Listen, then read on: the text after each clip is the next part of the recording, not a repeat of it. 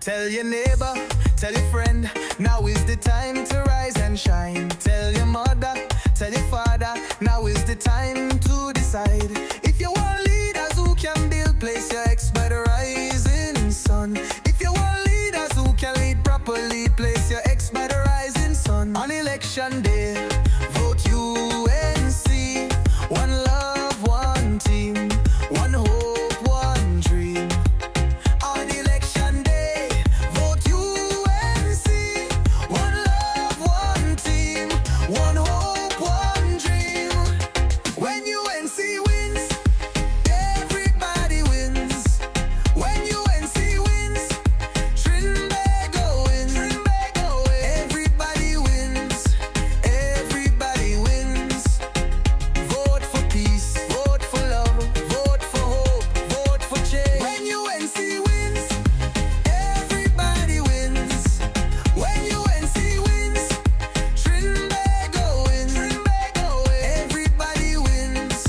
Everybody wins. Vote for peace, vote for love, vote for hope, vote for change. When UNC wins, everybody wins. When UNC wins, Trinbago wins. Everybody wins. Everybody wins.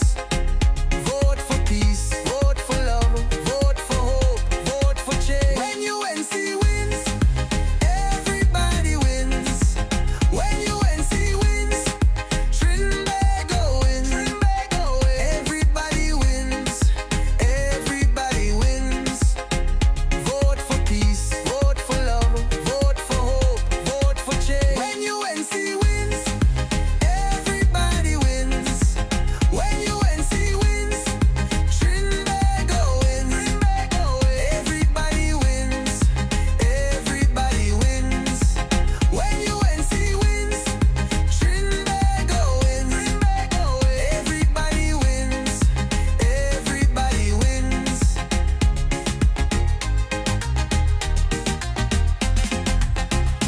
Tell your neighbor, tell your friend, now is the time to rise and shine. Tell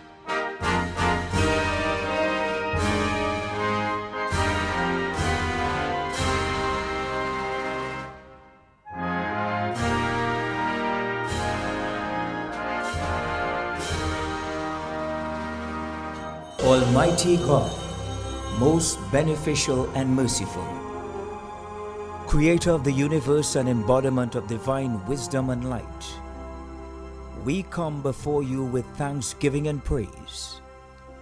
May your will be done in our nation as it is in the heavens. Please bless our political leader, party officials, activists, and all the people of Trinidad and Tobago. Give us the grace to always see good, be good, and do good, and the courage to serve the people. Protect us as we stand against injustice and iniquity, and inspire our endeavors to find the right solutions to the problems that are affecting our fellow citizens. Grant that we may always work together with humility and respect for the greater happiness of all and the honor and glory of our country. Please be seated.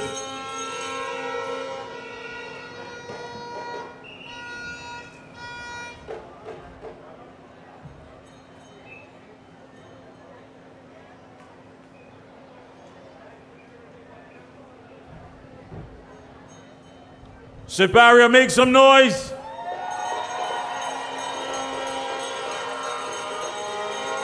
Do better than that. Do better than that, Siparia. Make some noise.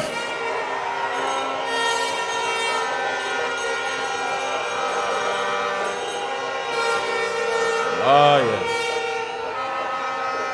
Let me say a pleasant good evening to former ministers, senators, members of NARTEX, councillors, supporters, and of course the PSA, the labor movement. Good evening to you as well. At this time, I want to present to you, I am Michael Kerr, aka Mikey K, and I want to at this time present to you my co-chair for this evening. Please put your hands together for the man who has been making noise and making quite a great impression as we head to the victory line on April 28, Mr. Anil Roberts.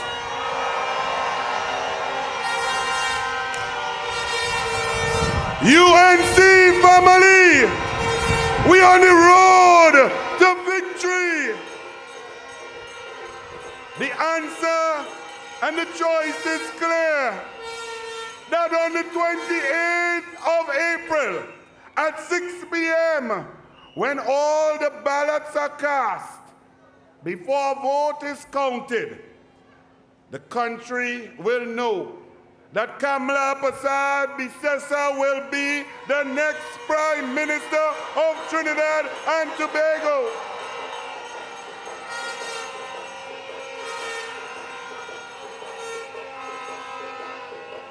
Simply because that is the truth. Kamla is the truth. Kamla is real. Kamla cares. Kamla has done it before, and Kamla will do it again. The other team has collapsed. They don't know who in charge, who not in charge. One little lady from down in Siparia had two Dotish men confused because Kamla cares about children. Kamla cares about single mothers. Kamla cares about workers. Kamla cares about your family. Kamla cares about culture. Kamla cares about sport. Kamla cares about education. Kamla cares about your health care. It's that simple. Everybody voting Kamla because when the UNC wins,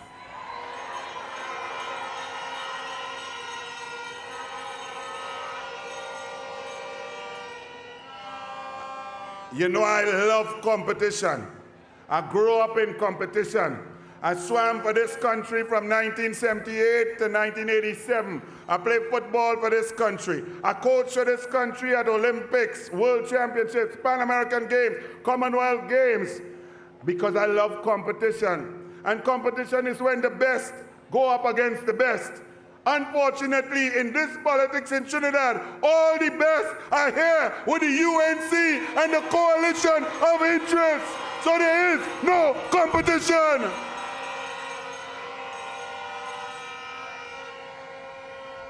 And just to show you that, I admire intelligence. Intelligence is inspirational.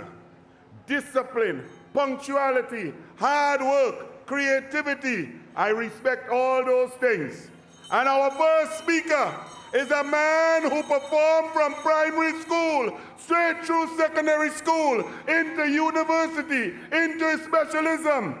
He is a medical doctor specialist, gynecologist, a brilliant man who probably brought 10% of this crowd into the world from their mothers. Please welcome the former Member of Parliament for Persad-Bissessar and the next Member of Parliament and Cabinet Minister. Make some noise for Lakram Bodo!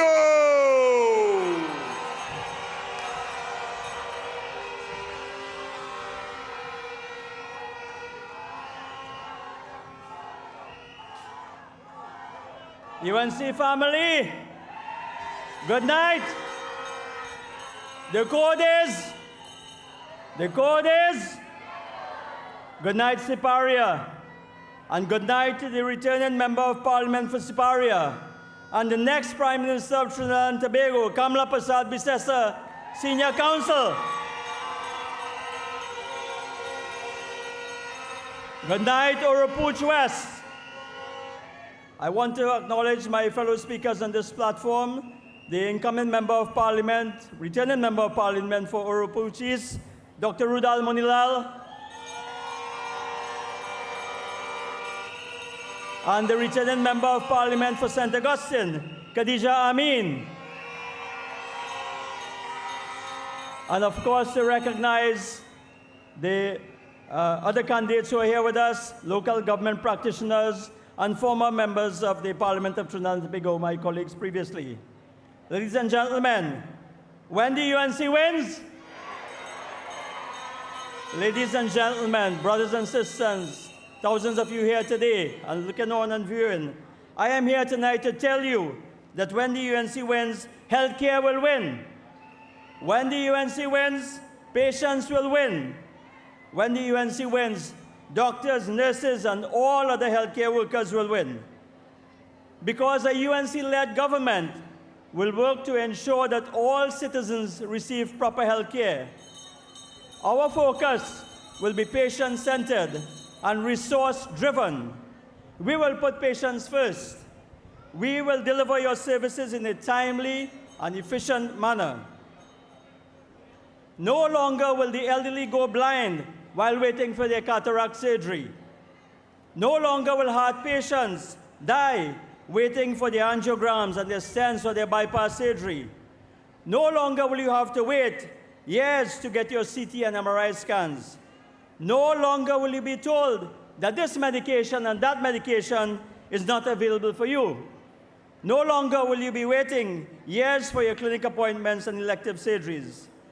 Ladies and gentlemen, brothers and sisters, I have here in my hand a document.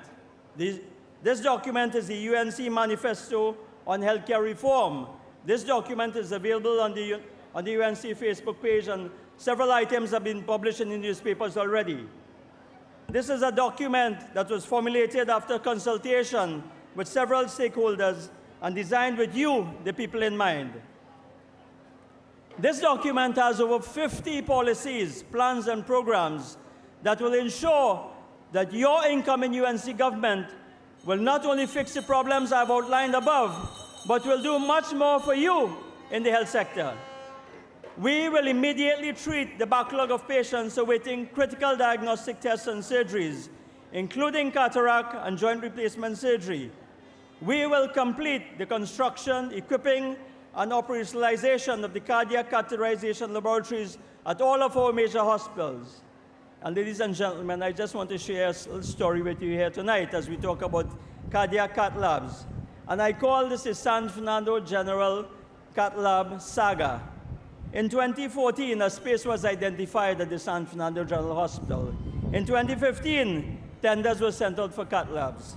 Between 2015 and 2025, my brothers and sisters, no cath lab from the Alsing.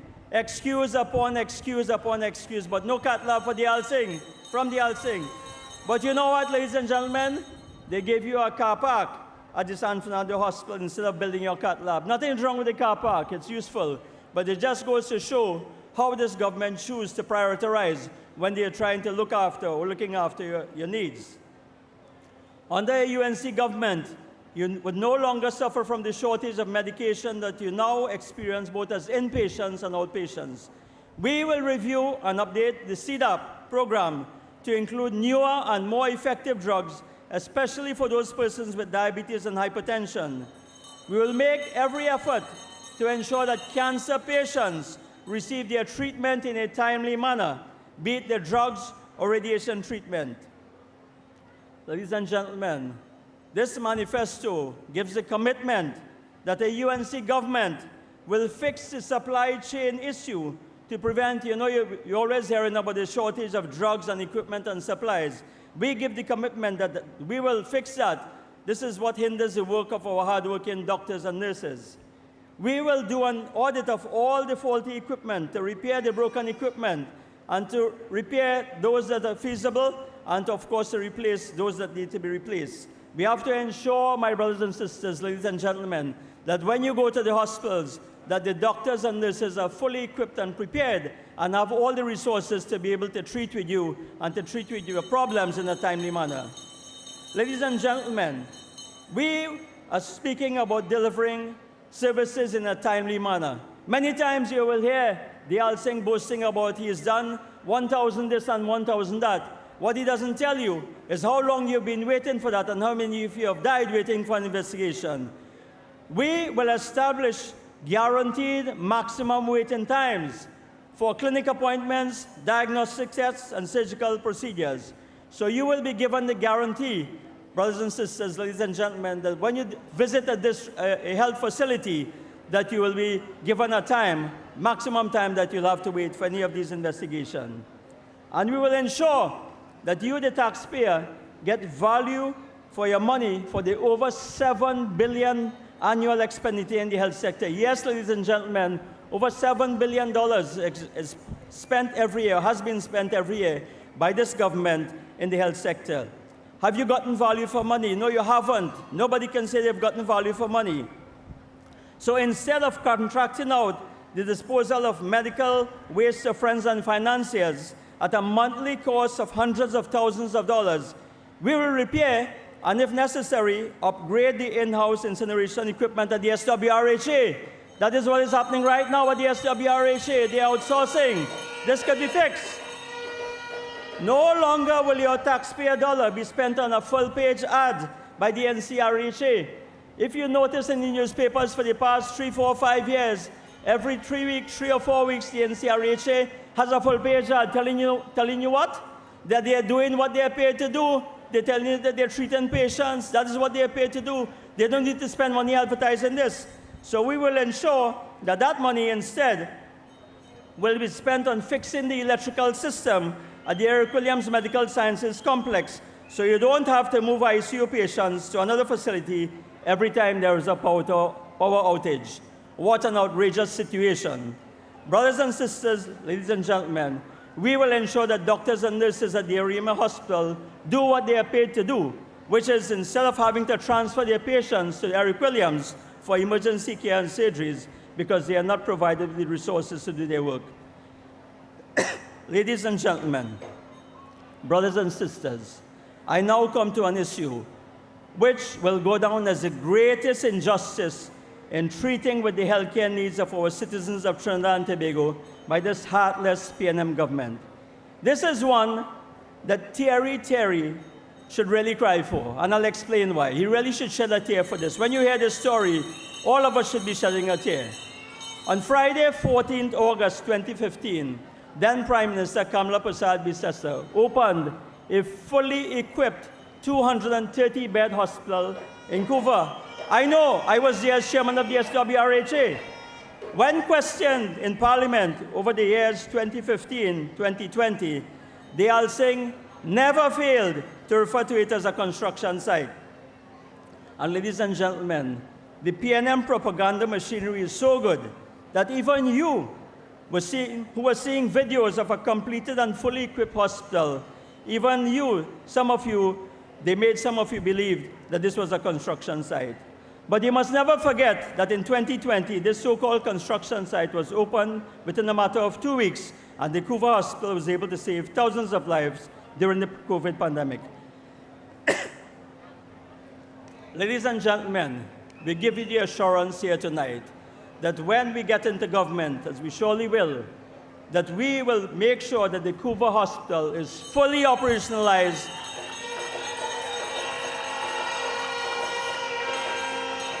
and will be there to benefit all of the citizens of Trinidad and Tobago. And talking about COVID-19, we commit to doing a full review of the management of COVID-19 pandemic in Trinidad and Tobago.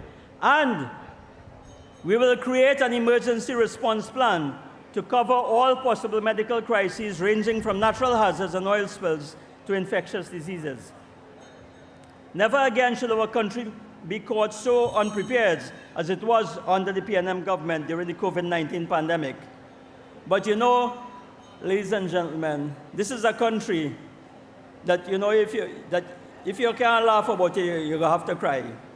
Earlier this year, they did only what a PNM government could do. A few weeks ago, they opened a real construction site at the Central Block and called it a hospital. Ladies and gentlemen, they take you, the good people of Trinidad and Tobago, for granted. They think that some of you are fools. Only the PNM has the goal to open a construction site and call it a hospital. But when the UNC opens a hospital, you know it's a real hospital.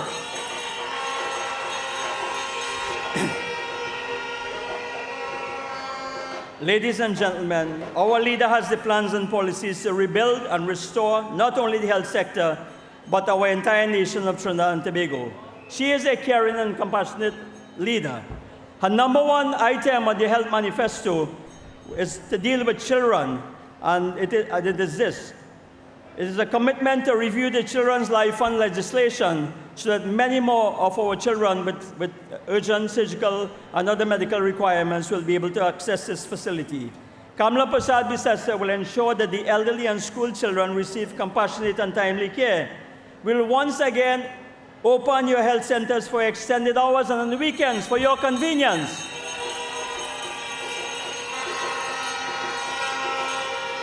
We will engage the over 500 unemployed doctors to reach out to the elderly and school children in a real and meaningful way, in their homes and in the schools. Nothing to do with virtual doctor consultations as proposed by this clueless government. I don't have the time to address the shortcomings of that, but I'll leave that there to discuss at another forum. Ladies and gentlemen, the UNC will ensure that our newborn babies are looked after properly. We will review the status of all the NICU units in our health facilities. You will no longer have to worry that when your newborn baby might die from an infection because there is not enough hand sanitizer available for doctors and nurses to wash their hands. Ladies and gentlemen, this was a finding in the PAHO report when the Alsing tried to shoot the messenger rather than take the message on board.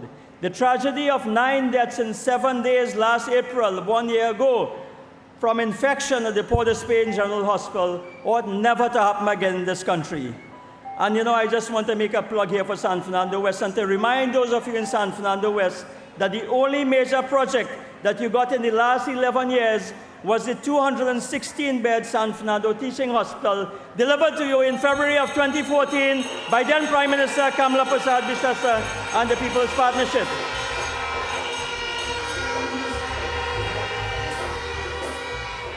Ladies and gentlemen, she has done it before as Prime Minister and she will do it again when, with your help, on April 28th, she once again becomes Prime Minister.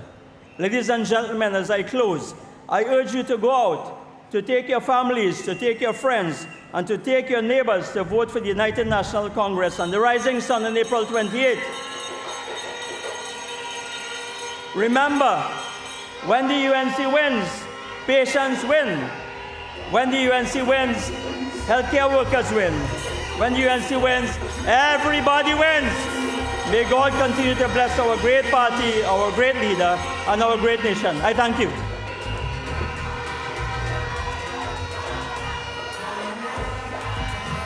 Make some noise, sir. Dr. Lakram Bodo.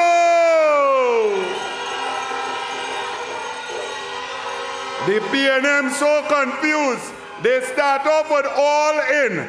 When Kamla destroy it and say, we not all in with crime, we not all in with no water, we not all in with poverty, we not all in with dying babies at the hospital. They change to the word is red. Well, when we mash up that now, they're confused. They talk about responsibility. There is no responsibility in the PNM. You, the citizens, must show responsibility and vote them out.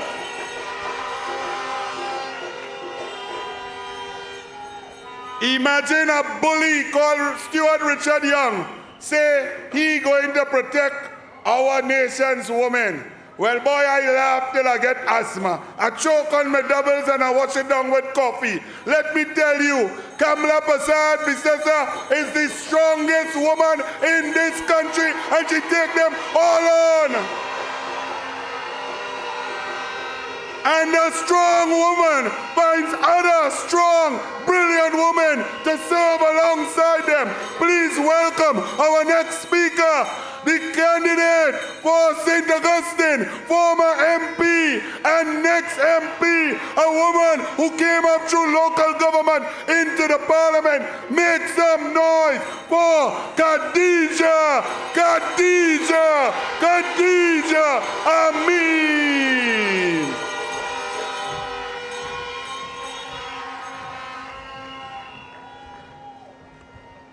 We are in the home of the next Prime Minister of Trinidad and Tobago. Let me hear some noise from Separia.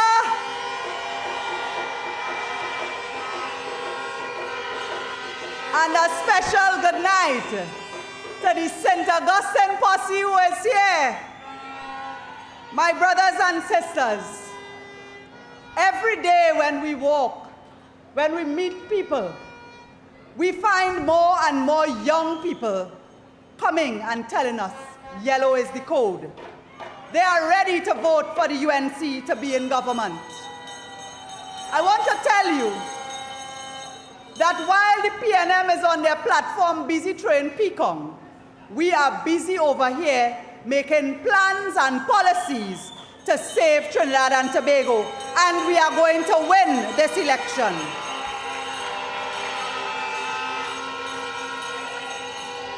When we walk and we meet young people, we also talk to their parents. Our young people, because they have been denied opportunities, because this government has shut down so many training and tertiary education programs, because our schools are falling apart, because every Monday morning sewer systems leaking, you can't get paper to make photocopies. Our children are falling through the cracks. Our government will, when we come in government, put children and young people at the forefront of national development to ensure that they are ready for sustainable employment. And I want to tell you that our young people have been victims of crime in more ways than one. Because when you are a victim of a criminal is one thing, but many of our young people who end up as criminals are also victims of the PNM mismanagement and neglect. And that is why in our schools, our children must be safe. And so the UNC government will introduce full-time police officers in all schools.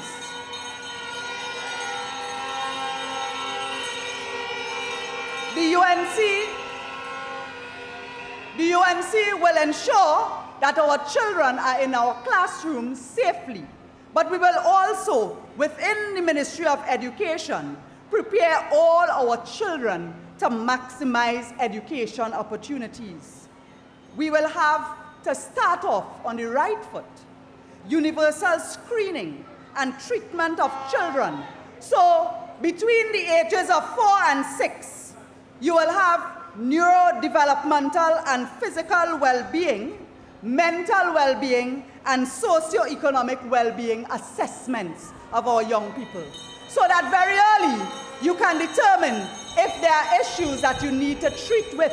Because there are many young people in schools who end up as criminals, who are bullies, because they have learning disabilities, because they have problems at home, and we don't know, but it manifests in them being violent to other children. We will ensure that the Student Support Services Division of the Ministry of Education, that the PNM has short-staffed for the past 10 years, that they are fully staffed, but also re-engineered to become the primary operation for the screening and treatment of our children. So from the age of 4 to 6, it will take them through their entire journey in the schools, so that at any time you could have early detection of issues before it reaches to violence, so that school violence will be reduced under this government. My friends, you have heard us talking about the challenges of the Children's Authority. The Children's Authority was given so much resources under the government led by Kamla Persad-Bissessar from 2010. What happened under the PNM? They are totally dismantled. They don't have staff. They don't have money to do anything. The role of the Children's Authority under the new government will be re-examined and more focused on regulatory and overarching supervisory roles in protecting and developing our children. Because we need to be more focused and ensure that our children's well-being is at the forefront. We all know that our government led by Kamla Persad-Bissessar will provide laptops for children once again.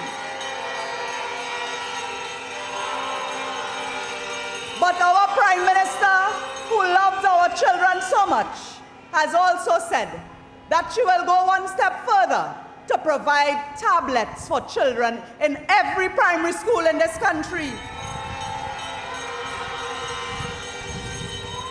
Where the PNM took away school books, textbooks, a UNC government will provide textbooks to ensure that the entire curriculum is covered. But my friends, it is more than the primary school. It is more than the secondary school. There are children who might be good in academics, but they like technical and vocational studies. And all these tech voc areas are spaces for careers to be developed. We will establish a full-fledged technical university in this country. We will integrate tech voc into the secondary school system so that students who are interested in technical and vocational education can attend right there in their institution full-time until they graduate.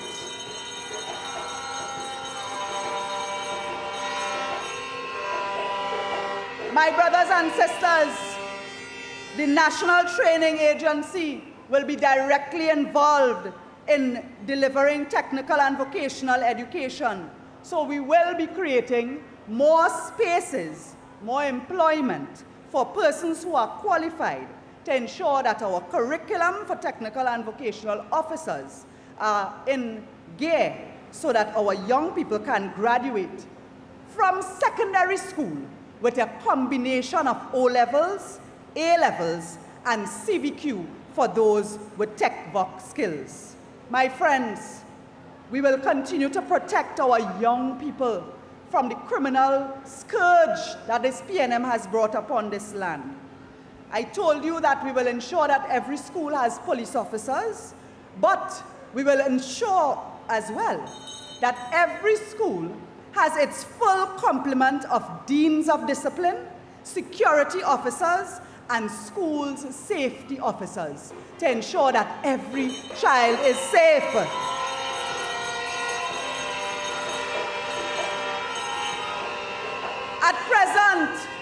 At present, we have teacher shortages. But you know what you also have? You have teachers who are under attack. You have teachers who are afraid to go to the classrooms because of the violence of students. Under a government led by Kamla Persad-Bissessar, we will ensure that there is a full complement of student support services that includes guidance counselors, guidance officers, school social workers, with educational, behavioral, and clinical psychologists looking at not just students in need, but teachers as well who need support. We will implement a policy whereby students must undergo free but mandatory annual physical and medical screening by state-owned public and private medical doctors. You know what that will do? That will ensure that very early on, you can detect students who are victims of physical abuse, sexual abuse, substance abuse, malnutrition, and any diseases. Again, Kamla Persad-Bissessar is a Prime Minister who loves all our children, all. Our Prime Minister-to-be has also told us that she will ensure there will be after-school meals for children who apply in schools to be provided by the school feeding program. So you will have breakfast, not breakfasts, breakfasts, lunch, and an after-school meal. We will establish for parents, all you know, I'm sure we have many parents in this crowd. I am a parent too. All you know, parents are forced to work in some cases, both parents working and some parents working more than one jobs. When you reach home, you're tired. You could barely take care of your children. This government will establish parental support groups for single parents as well as families who are victims of violence to ensure that not a single one falls through the cracks. Not a single one will be left behind. And I want to say that in everything we do, our political leader always tells us, put God in front and we walk behind. Well, there is a role for our faith-based organizations, and I want to tell you that one of our methods for dealing with children and reducing crime is to establish a fund for faith-based weekly community mentoring and guidance programs. So I'm putting all of you religious leaders on alert. Under a government led by Kamla Persad-Bissessar, there's a role for every church, every mosque, every temple, every religion in saving our nation. My brothers and sisters, when we speak about crime and we speak about our young people falling victims, we speak also about having boots on the ground and police officers. Our Prime Minister-to-be has told us that there is a hard approach to crime fighting and a soft approach to crime fighting. That soft approach to crime fighting is to ensure that our children have all the opportunities they deserve in our primary, secondary schools, that they have training opportunities available at tertiary and technical and vocational levels, that they have sustainable jobs to get when they finish school, because at this time, we have so many young people, they have their degree, their parents sacrifice so much for them, and they can't even get a job. And that is thanks to the PNM. But the government led by Kamla Persad-Bissessar created 50,000 jobs in the last term, and we will create more jobs when we return.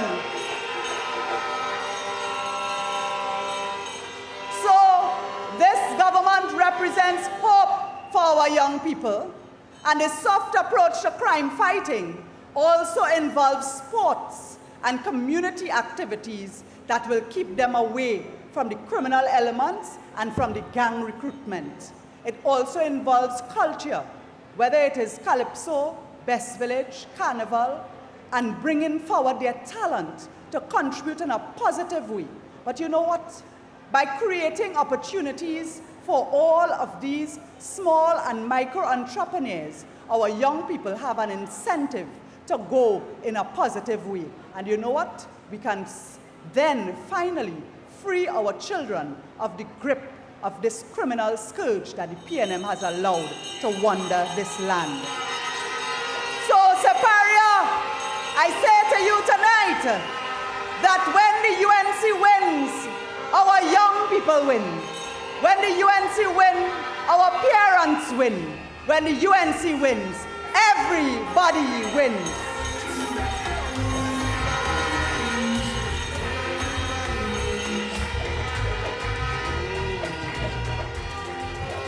A round of applause once again for Khadija Amin, please.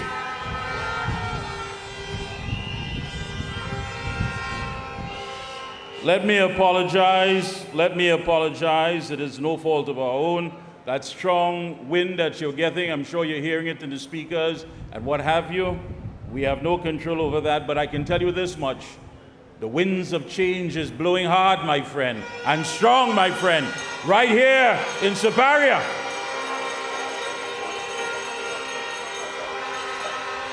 Bear with us. Let me, of course, acknowledge the political leader of the Progressive Empowerment Party, a good friend, Philip Alexander. Let me also say a pleasant good evening to JTUM President and the OWTU reps, Comrade Ansel Rocher. Let me say a pleasant good evening to a man who works with me on the ground report, my co-host. He is also the political leader of the Laventille Outreach Vertical Enrichment Party, Mr. Lennox Smith.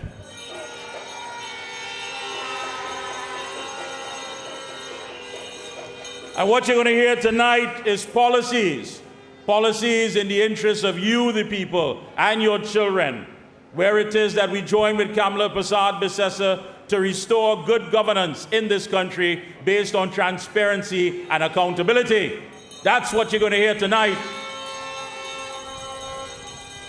You're not going to hear about the fact that the crowd, ethnicity, and how it was made up. We don't have time for that. We were told as Afro-Trinbagonians that we disappointed Dr. Rowley. He was disappointed in us. We should have been more advanced than where we are now in society. And then you ask yourself, on what? PNM policies? What PNM policy can elevate the life of any citizen in this country? That we are not taking. We know on April 28th, the new Prime Minister of the Republic of Trinidad and Tobago will be Kamla Persad-Bissessar.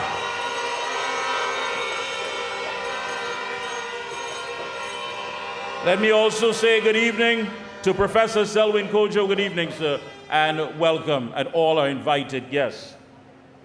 It's quite easy. I know that many of you came off of your walkabouts. And again, I want to say a special acknowledgement to the people who are always there with the energy and with the enthusiasm to say, listen, we have to walk today. All the support staff members for the candidates, give yourselves a round of applause. Give them a round of applause.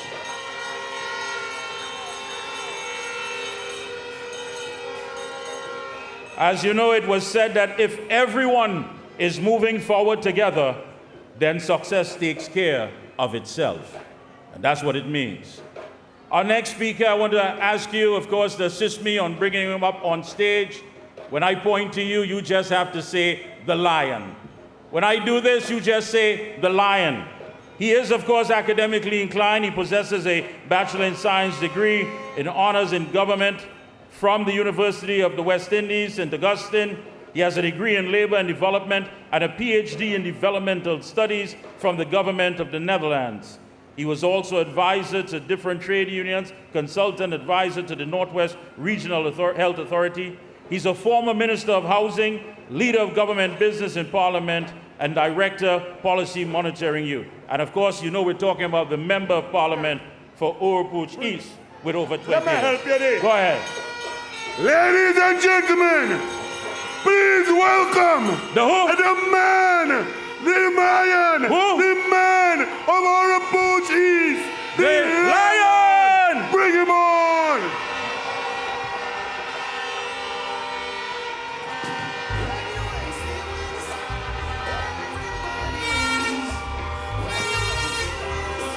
Thank you very much. Thank you very much, Anil and Mikey, for that tag team introduction. Brothers and sisters assembled at Pinal, in the heart of the constituency of the next Prime Minister of Trinidad and Tobago, the Honorable Kamla Persad-Bissessar. And as we acknowledge her, we ask you now to stand and welcome the former Member of Parliament for Siparia, the next Member of Parliament for Siparia, the former Prime Minister of the Republic of Trinidad and Tobago, and the next Prime Minister of the Republic of Trinidad and Tobago. Welcome the political leader that will take us back into government on April 28th.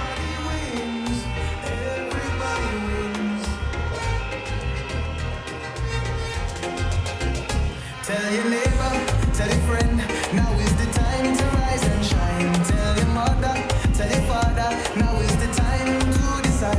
If you want leaders who can build, place your ex by the rising sun. If you want leaders who can lead properly, place your ex by the rising sun. On election day, vote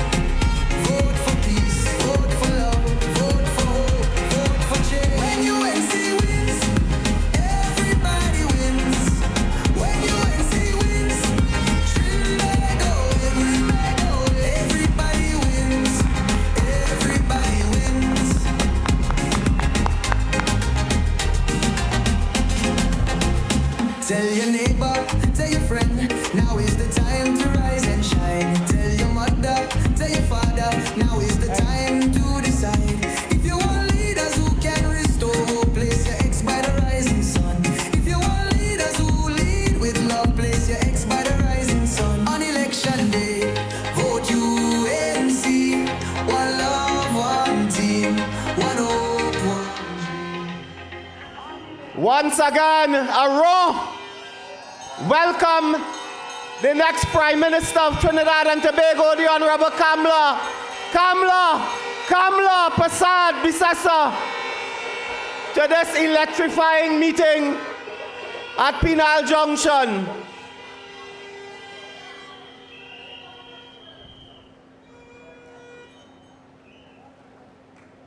And brothers and sisters, 14 days away from referring to her officially and formally as Prime Minister of the Republic of Trinidad and Tobago.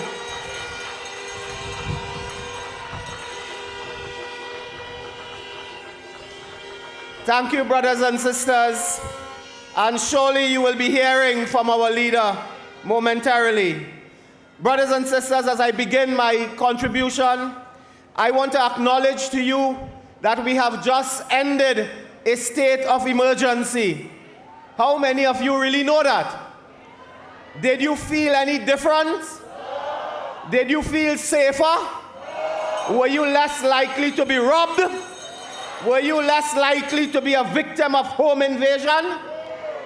This has been a complete failure, mismanaged, misconceived, misadvised by the government of Trinidad and Tobago, led by Stuart Young and Keith Rowley. They are now a two-headed snake. I want to ask them tonight, who is your leader? One leader pops up one day, the next leader pop up the next day. Brothers and sisters, they are desperate. Did you hear them? They are coming now with promises to deal with housing and land and crime and everything conceivable under the sun. Where were they for 10 years? You would think that they were the opposition. Suddenly, Stuart Young wake up. He said, we have a crime plan. But why the hell you didn't put the crime plan 10 years ago and save 5,000 lives? Why? But you see, he listens to Kamla Persad-Bissessar because Mrs. Persad-Bissessar has been outlining for several years our robust anti-crime agenda. And the political leader spoke about her plans for crime and dealing with crime. Health. The one that really gets me is Mrs. Persad-Bissessar introduced a novel idea of having doctors visit the elderly in their community and so on. Stuart Young said, man, better than that. Virtual examination. So you now have to go and tell Nani and Nana and Aja and Mausi that they have to get a smartphone. They have to get a smartphone. And if they have cataract and things, well, how they go see the doctor? And then they have to keep an adult child home because when you're doing this virtual examination, somebody has to hold the phone to show which part of the neck hurting or head and so on. That is Stuart Young. That fella is clueless about solving the problems of this country. He's now talking about an elite unit to fight crime. I think the TTPS has the most elite units in the world.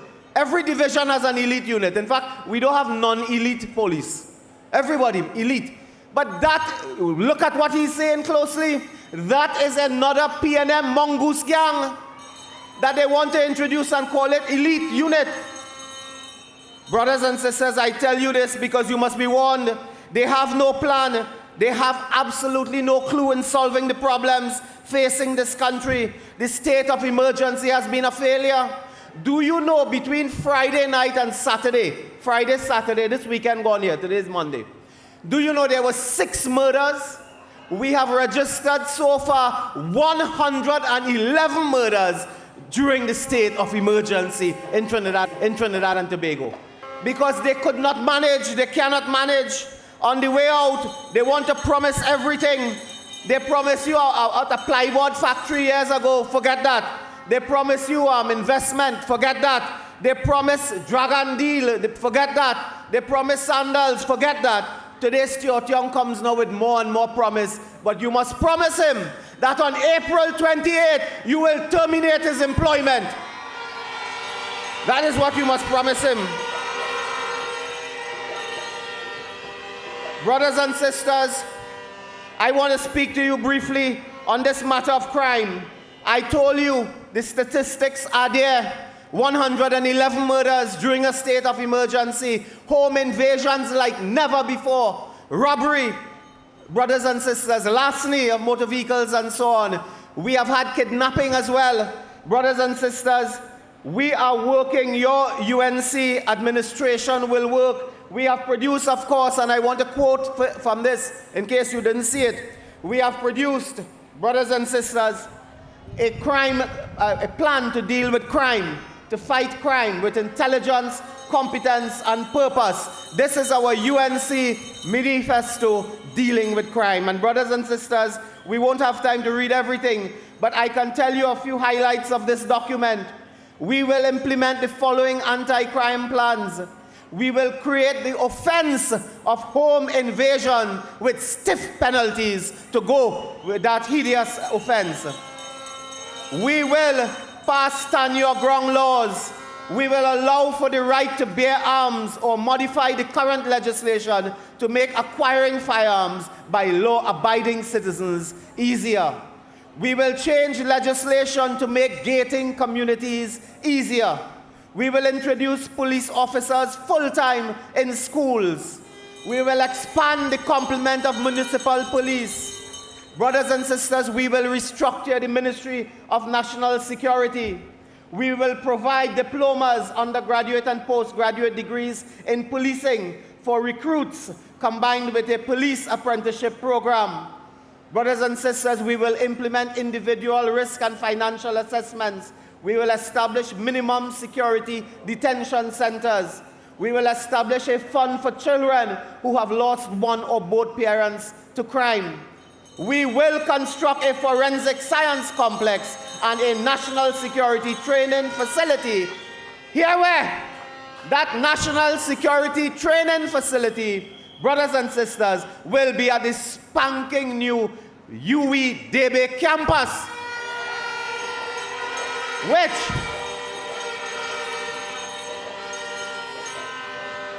which they have left to run down, remain closed, Karaili vine growing on the wall, grass and bush covered in the facility. We will open the UWI campus, brothers and sisters. We will do that.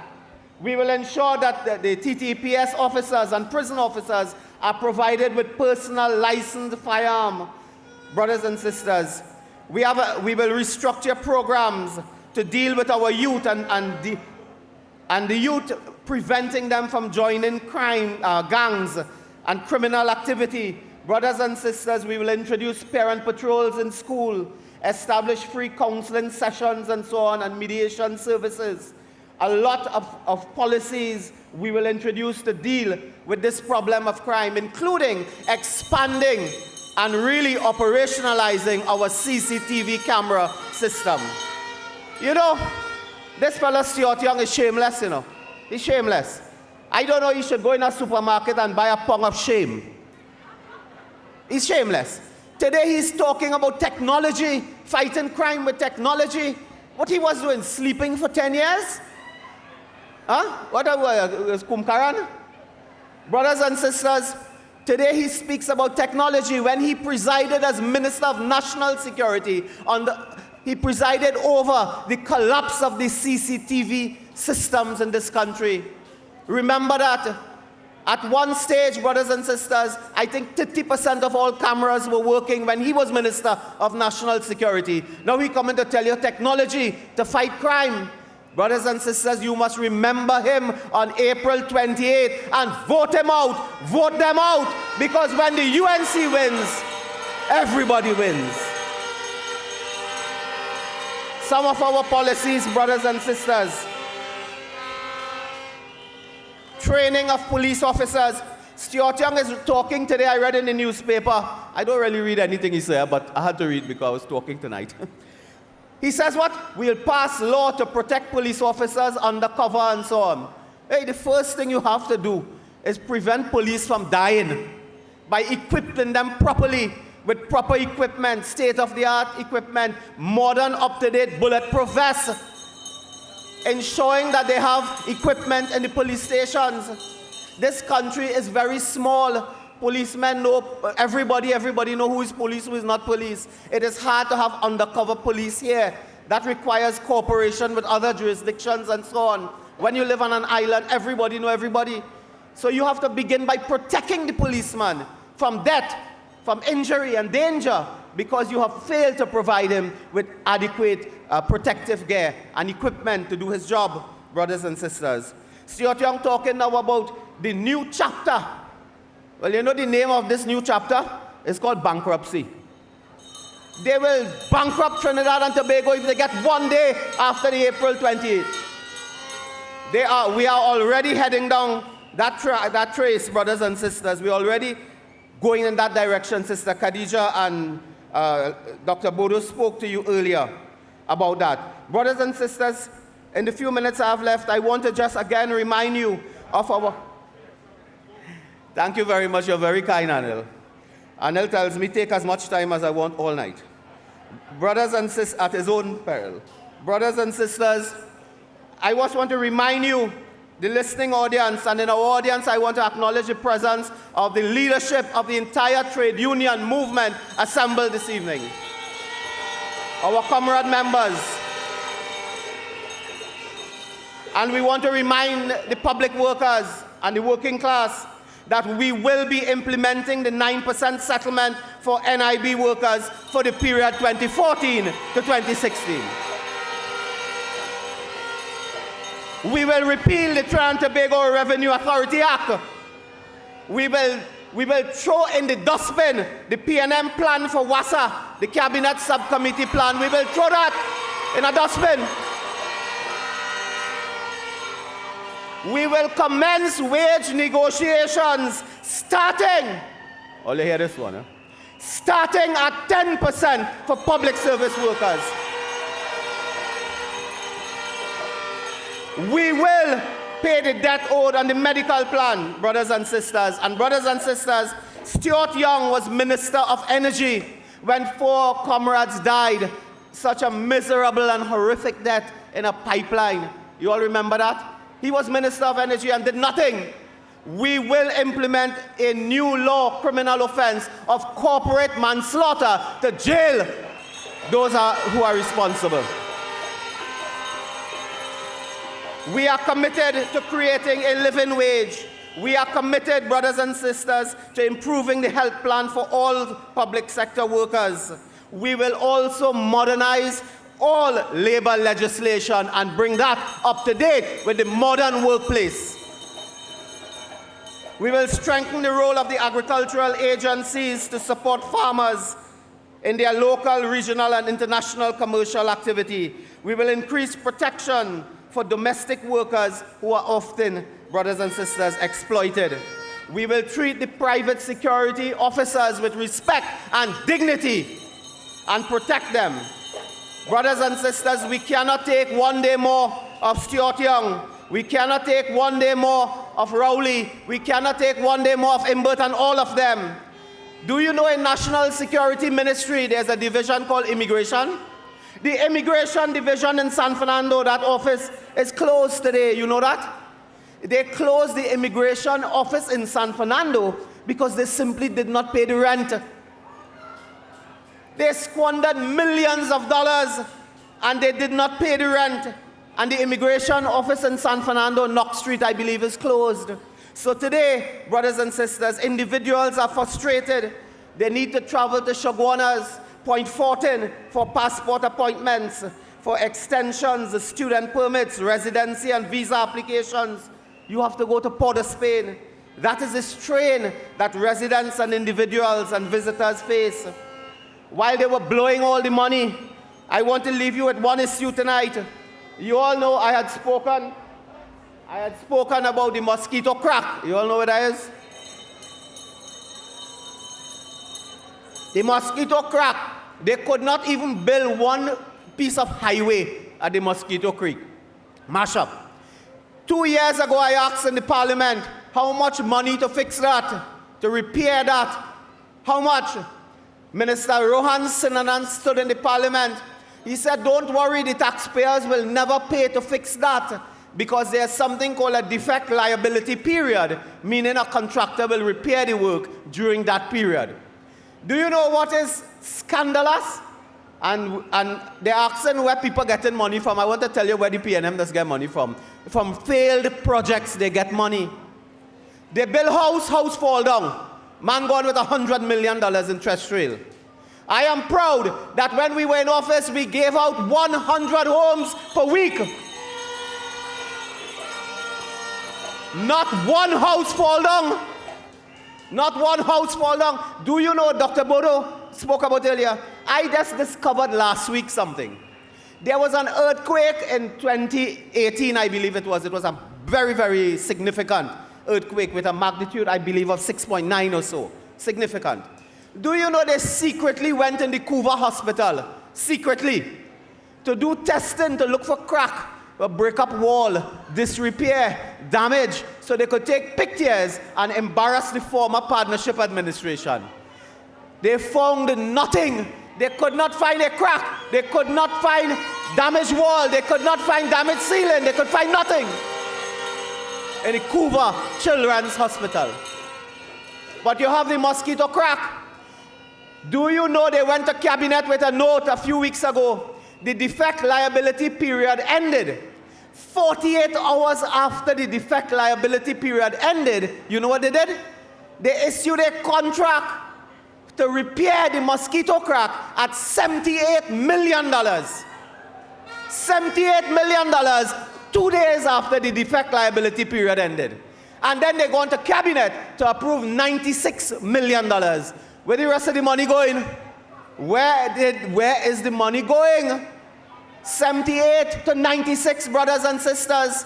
Where is that money going? That is the campaign money. That is campaign. So brothers and sisters, we cannot keep them in office one day again. I told you about the immigration. Look what they're doing. Do you know they are asking CPEP contractors to fund PNM candidates? I heard it with my own ears, brothers and sisters. So I want to tell you this evening, as I end, unite in solidarity. Unite, brothers and sisters, under the banner of the United National Congress and our coalition of interests. There is no third party and fourth party and fifth party. There's the UNC. There is the coalition of interest. There's Kamla, Persad-Bissessar. And brothers and sisters, I want to tell you, as far as Arapuch East is concerned, I want to tell you it will be a very tight race. It will be very close in Arapuch East. We understand in Arapuch East it will be very close. The PNM candidate is fighting hard to maintain the deposit. It's a tight race between the PNM and the deposit, and the PNM will not even win their deposit in Arapuch East. They will not win their deposit in Siparia. They will not win their deposit in Arapuch West. We want them out, so brothers and sisters, on April 28th, when the UNC wins, everybody wins. Long live the great struggle for justice, equality, and unity. When UNC wins, Trinidad wins. Everybody wins. Everybody wins. I don't want to take too long, right? The PNM fake media fight down Kamla. The PNM fight down Kamla. The two-headed snake, Keith Christopher Rowley and Stuart Richard Young, fight down Kamla. They had some PNM inside the UNC who like Larry Lala who fight down Kamla. But Kamla stands strong and will be the next Prime Minister of Trinidad and Tobago.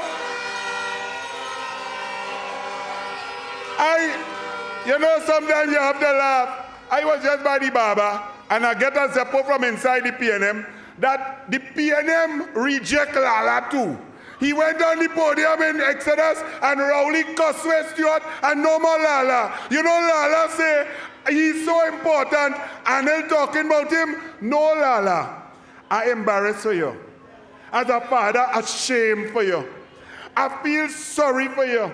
I have pity on you to be such a spineless individual. You're useless. So this is the last time I say la la, la la le, la la, la la. So Kamla make the PNM change from all in to what did I say? Red, ready, and responsible. But them is the men who leave 4 men in a pipe for 39 hours, knowing they were alive. Understand that, they had proof of life, and they did nothing to save them 4 men. So I will rebrand the PNM for all you. Them red, ready, and rancid. That is the PNM who during COVID would not let you come home, who practiced geographic discrimination, who would not let Hindu community burn their people in open fire. I rebrand the PNM red, ready, and rotten. This is the PNM. This is the PNM. That Rowley negotiating deal, Dragon Gas, buying boat down in Australia. I rebrand the PNM, red, ready, and rocket. And finally, on April 28th, the real rebranding of the PNM shall be red, ready, and removed. Because we voted UNC, we voted Kamla Persad-Bissessar.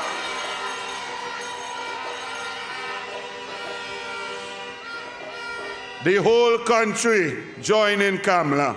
The whole country wants Kamla to be the Prime Minister. All of Labour, all the people, man, woman, child, Hindu, Muslim, Christian, Orisha, Baptist, Jah, Rastafari, they're going down with Kamla. Well, I bring it to tell you, even some good members, intelligent members, members with class and brain of the PNM joining with Kamla, bringing to you a guest speaker, former Attorney General of the People's National Movement, the Honorable Senior Counsel, John Jeremy.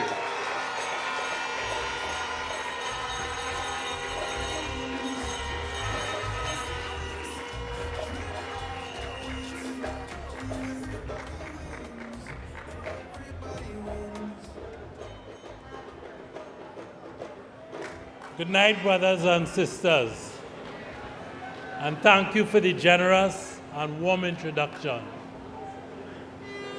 Let's face it, I am the last man you would expect to see here tonight.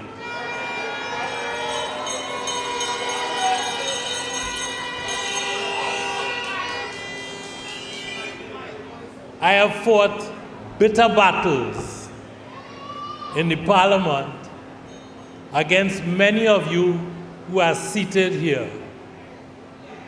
I understand that in our culture, it is frowned upon to change loyalties.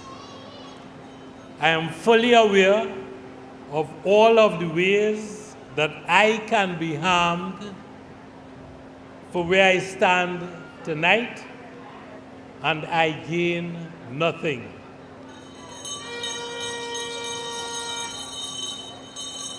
Brothers and sisters, I was a child of the PNM. My deceased mother worked for the first Prime Minister of Trinidad and Tobago, Dr. Eric Williams. And as a child, I spent hours in a room at Whitehall, outside of the office of Eric Williams, waiting on my mother to finish work. At university, I became a member of the People's National Movement. And years later, I served the PNM and the country loyally in the Parliament. 2 weeks ago, only 2 weeks ago, for those of you who follow the politics, at a public meeting on Harris Promenade, they spoke in complimentary terms of my work. Tonight, I speak to you as a patriot. And tonight, by definition, I speak, therefore, outside of the PNM.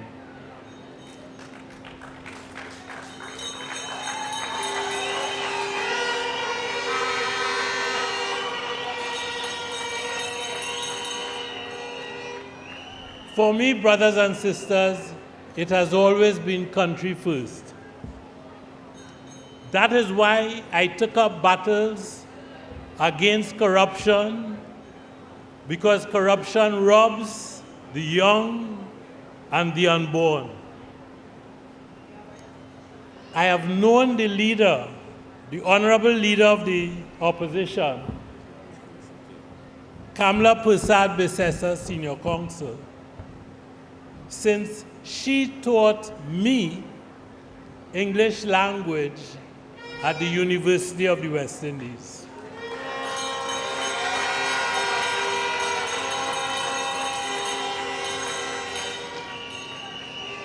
That was more than 30 years ago. Later, when she transferred to law and came to the K-Field campus as a student, she was, if my memory serves me correctly, she was pregnant. And she struggled to attend lectures. So I was happy to lend her, my teacher, the notes that I had. She went on to finish top of the class at the University of the West Indies.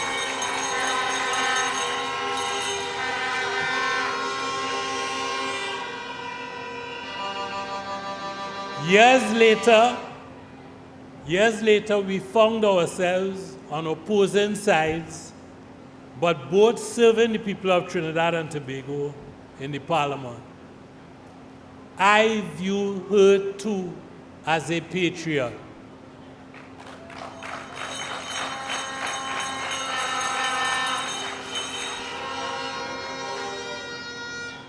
I view her as a mother, a grandmother, and a friend.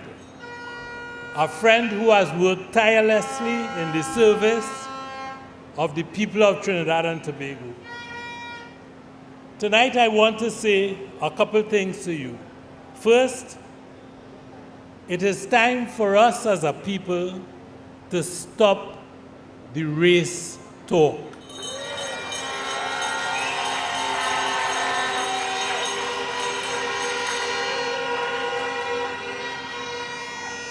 The newspaper on Saturday was full of it, and it did not come from the UNC platform.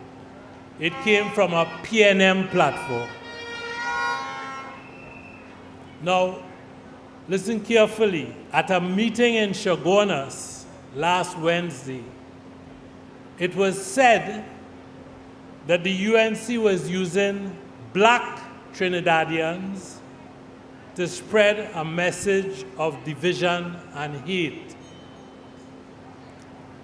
Tonight, as an educated black man with a certain degree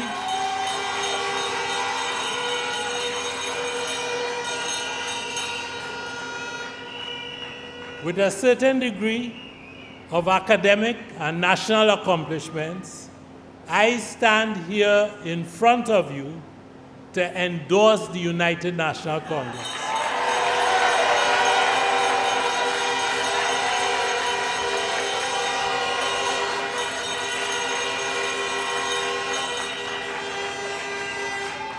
And I stand to reject that statement. I recognize Professor Selwyn Cudjoe and my brother Kennedy Swarat Singh here as well, and I know I speak for them on this matter. Second, I urge you and the viewing public to take a good, hard look at the state of the country today. I ask you to look honestly at what is going on. To say that this country is in crisis is an understatement.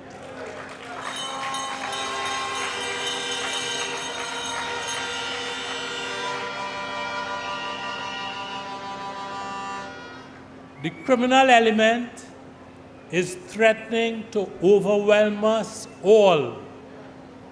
And that is not my conclusion.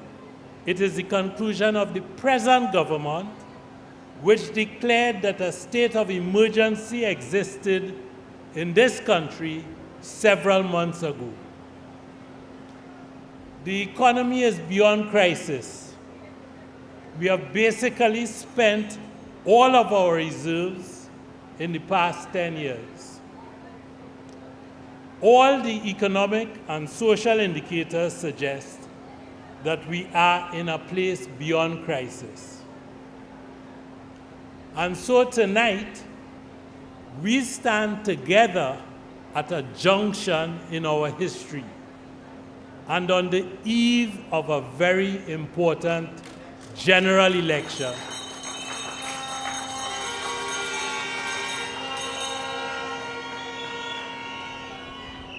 I ask you now a couple questions. The first is a question that has been asked before of a population faced with the choice that faces you on the 28th of April. It is this: are you better off today than you were 10 years ago? Brothers and sisters, the answer to that question must honestly be no. I then ask another question: are you going to continue with those who have driven us to this point of crisis?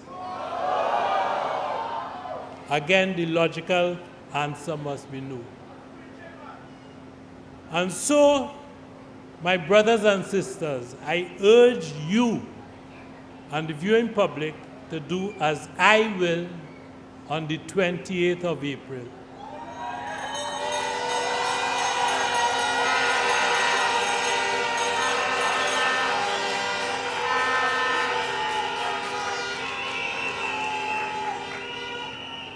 I will vote for change.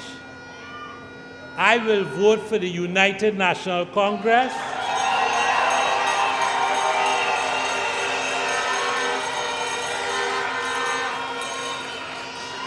I urge you to ask your friends to do so.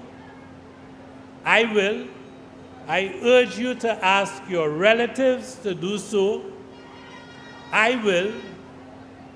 I urge you to ignore the race talk and those who will divide us on the basis of race.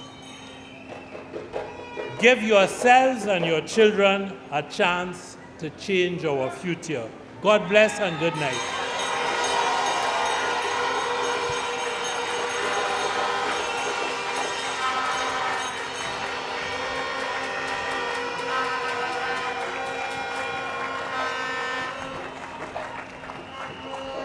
Once again, a round of applause for former Senator and the former Attorney General, Mr. John Jeremy. At this time, Superior, are you ready? Are you ready? You know the answer to this. When I say it, you know the name. Who has a plan for better health care? Who has a plan to make sure that our children are globally competitive? Who has a plan to secure the lives of the citizens of this country? Who has a plan for better infrastructure? Superior, please stand.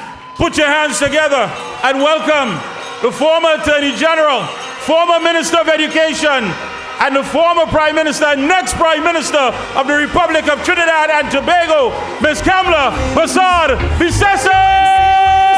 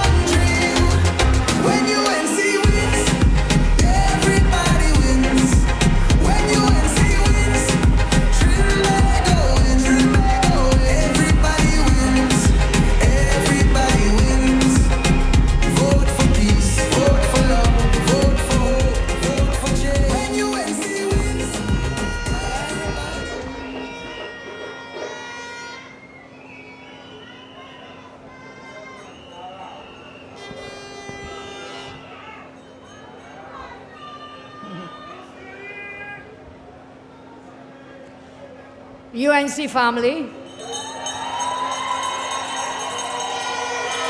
UNC family and friends, good evening, good evening. Good evening to all of you. Today, my brother-in-law has joined us, John Jeremy. Give him a round of applause.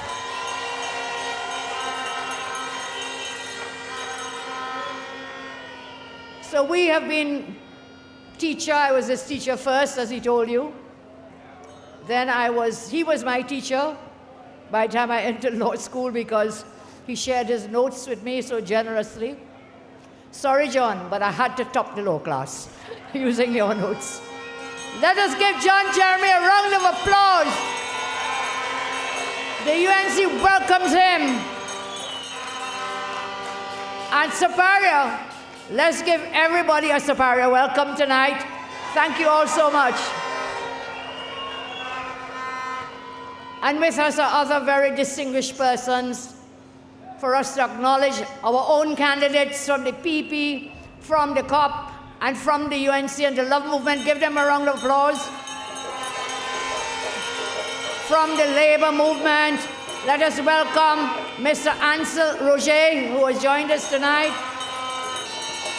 Let us welcome Mr. Batiste, and new Madam President from the PSA. Thank you so much. And Philip, stand up, Philip, and take a bow. You're in my hometown. Thank you, thank you. And we have some other very special persons with us tonight. We have former Minister and Member of Parliament, Kennedy Swarat Singh, Father Swarat Singh. Please stand up. Welcome him. And I also welcome a strong person who has joined me for maybe 5 years now, but he has become really, really vocal. I speak of none other than Professor Selwyn Cudjoe. Please stand up. Thank you, Professor. But I turned to Ansel when I was sitting in my seat whilst John was speaking, and I had to bow my head for a minute, John, because tears came to my eyes with the words that you shared with us today. You will not know how much they mean to me, and I know that my UNC family will welcome you with open arms. So please.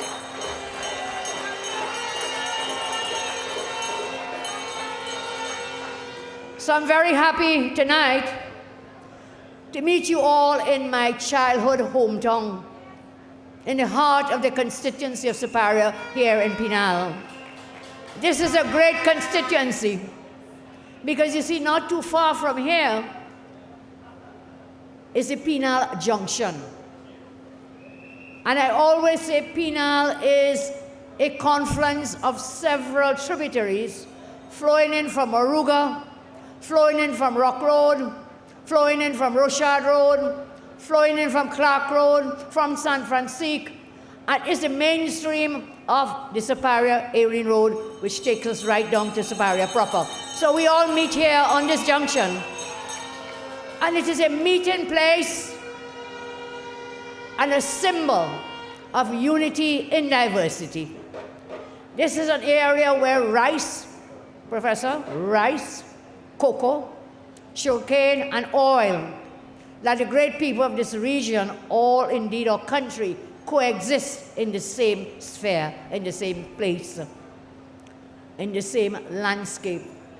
Superior, we come from a generation whose parents had little to nothing, but what did they do? They sacrificed. To our foreparents has given them up the love they shared with us. They sacrificed everything so that we could have something. They worked tirelessly to give us an education. Without that education, many of us would not be here. I would not be on this platform, and that is why a main thrust of my plans and my policies has always been in education. Because I see education is a passport outside of poverty. Education is the key to a better quality of life. And so your new UNC government will again put education at the center of our programs. And so the sacrifices our parents and foreparents made, all of us in this land, who worked tirelessly to give us an education, to give us a future, a chance to raise a family, a chance to own a home, their sacrifices must not be in vain, must never ever be in vain. Their perseverance and dedication were about individual success and building a better future for all of us. It was about coming together as a community, supporting one another and working towards common goals. It was coming together as a community. The spirit of unity, I tell you, collective effort has always been our strength, has always been our strength.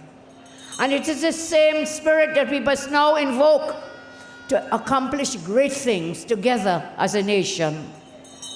I speak to our UNC membership and our friends tonight with a spirit of gratitude and love.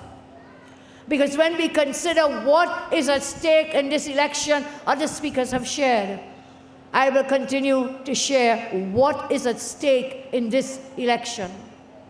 When you go to the polls on April 28th, I want you to remember what is at stake. You're not simply voting for a member of parliament, you're voting for the future of our nation. Look at the faces. Look at the faces of your loved ones, your wife, your husband, your children, your mother, your father. Look at their faces. Look at the face of your brother and your sister. Look at the faces of all the people you love. Understand that they are the ones that you are voting for on April 28th. Never forget. It is about them. It is about their future. It is about their security. It is about their safety. It is about their mental health. And above all, it is about their peace and happiness. Remember that when you cast your vote on April 28th. And what is the track record of people-centered achievements of the leaders of the political parties? What are those achievements? What have they done in their lives to prove that they are indeed, as they say, responsible? Are they in touch with the ground? Are they in touch with real people?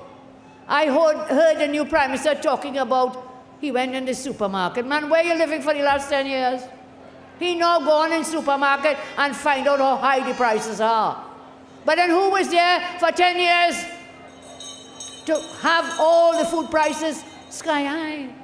He now discovered have something called grocery and supermarket. Are they in touch with you? Do they understand what you face every single day in this country?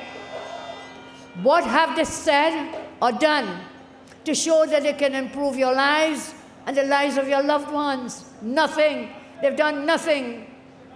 On the other hand, I ask you to compare my track record, people-centered delivery, to others, and look at the other parties who have joined us, and you will see that we delivered for the people of Trinidad and Tobago. We delivered for the people of Trinidad and Tobago, because you know why? When UNC wins, and we will deliver again for everybody, because when UNC wins, everybody wins, everybody wins. You need to know that your leaders care about the things, the same things that you care about. You need to know that. You need to know that your leader understands what you expect, your ambitions, and they must know what are your fears. What are the things that you're scared of? In my life, I lived through many of the same shared experiences as most of you. I worked and earned my way to where I am today. There's a leader who got their position only because of nepotism. the leader in the other party, how did you reach there? Did you work for that? Or that was handed, you were anointed? Our country is not that of a kingdom. This is a democracy, and leaders must be elected to lead. That other leader got his position by name recognition, or maybe by purchasing the leadership, I don't know. And that he will never care for you and represent you properly, because he will never properly understand you and your own experiences. Ask the other leaders to tell you their track record of delivery and of standing up to protect you. Ask them, the Papa parties, what have they ever done? What have they shared? Have they walked with you on the ground? Have they cried with you and your children? When things happened, where were they for the past 10 years? It was the UNC and our friends. We were there in the parliament and outside the parliament. We were there with you and for you. They have none. No people-centered track record to show you. Theirs is only what Daddy gave them. Only nepotism and favoritism. Never hard work and sacrifice like you do every single day.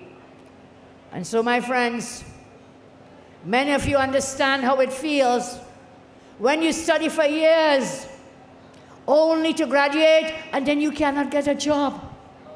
You can't get a job. You go to high school, you go to university, you come out. There's so many doctors, educated doctors in this country, can't get a job. There's so many talented people, no jobs. No jobs. We want to change that. We did it before. We will do it again. We will do it again. I talk about a track record of people-centered government. We created over 55,000 new jobs under my watch. And with your help, with your vote on April 28th, we will do it again. We will create the jobs. We will create the jobs. And so you see your son or your daughter, you see yourself highly qualified, but when you check around, the ones getting the jobs have no qualifications. None. And you are bypassed. That must stop. And after April 28th, we will stop it. We will stop it. Many of you know about working hard for a promotion. You work hard and then you see someone else gets it because they have connections. They have connections, they have name. Those are experiences that many of us have shared. Almost every one of you has been unfairly treated and lost opportunities that you earn. And that is handed over to some lazy person whose daddy has influence. Whose daddy has influence. You work hard every day, and then poof, someone parachutes into the position you earned because their father knows somebody, or they dried off on their own father's name. They pop up and take the place that you deserve, that you earned. That must stop after April 28th. Those experiences many of you have shared. And tonight, I talk to you as a leader who was gifted their position, not because of nepotism. Nobody knew my name. Who's that little coolie girl from Dong Penal, boy? Whom? Who is that little black boy from Siparia? Whom? We are people, whether we are from north, east, west, or south, we deserve an equal space. And when they want to divide us on race, I said, look at me.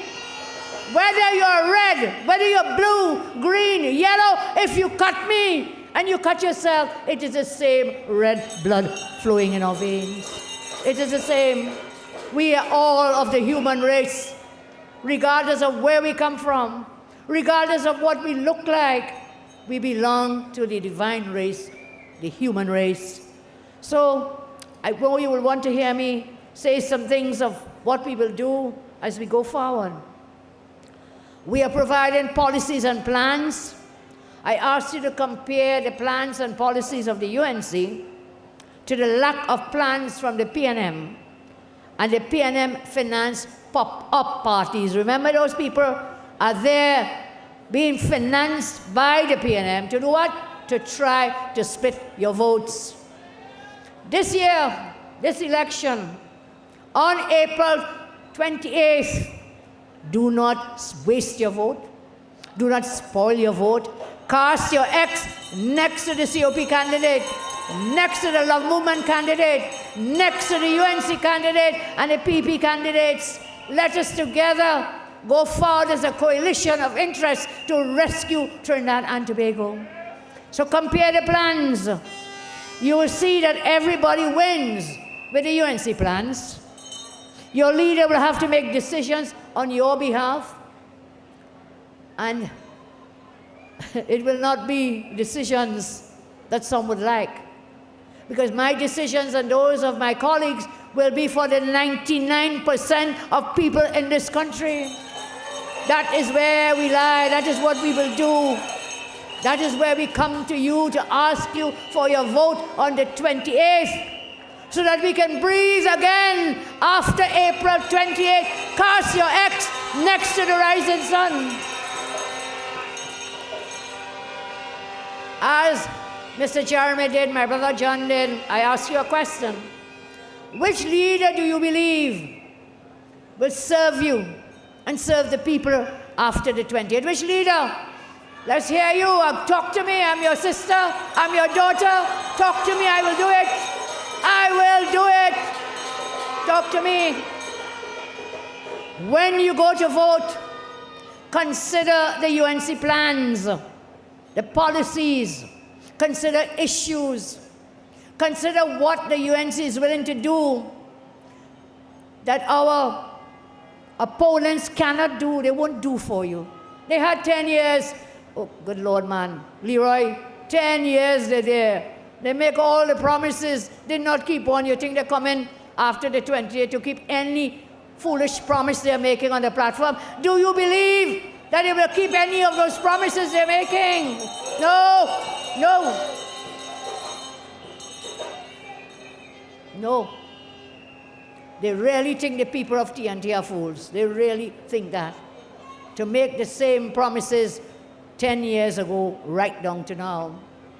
Consider what the UNC is willing to do. And that comes in. My colleagues from the trade union movement are here. We are talking about giving you a fair wage for a fair day's work. We are talking about dealing with your back pay. We are talking about your health and medical and other plans and housing. And of course, I just turned to John and said, boy, we have plenty work to do after the 28th. So brace your back now. We are ready. Are you ready? Are you ready?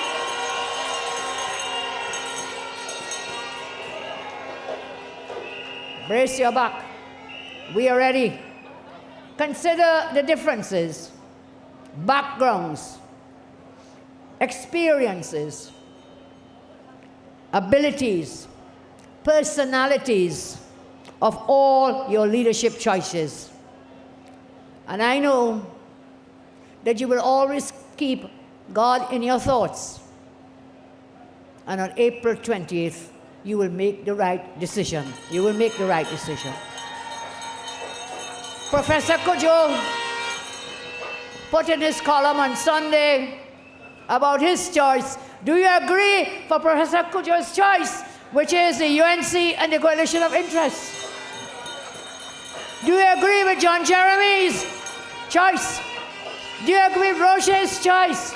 Do you agree with Swarat Singh's choice? Leroy and Felicia, we say yes.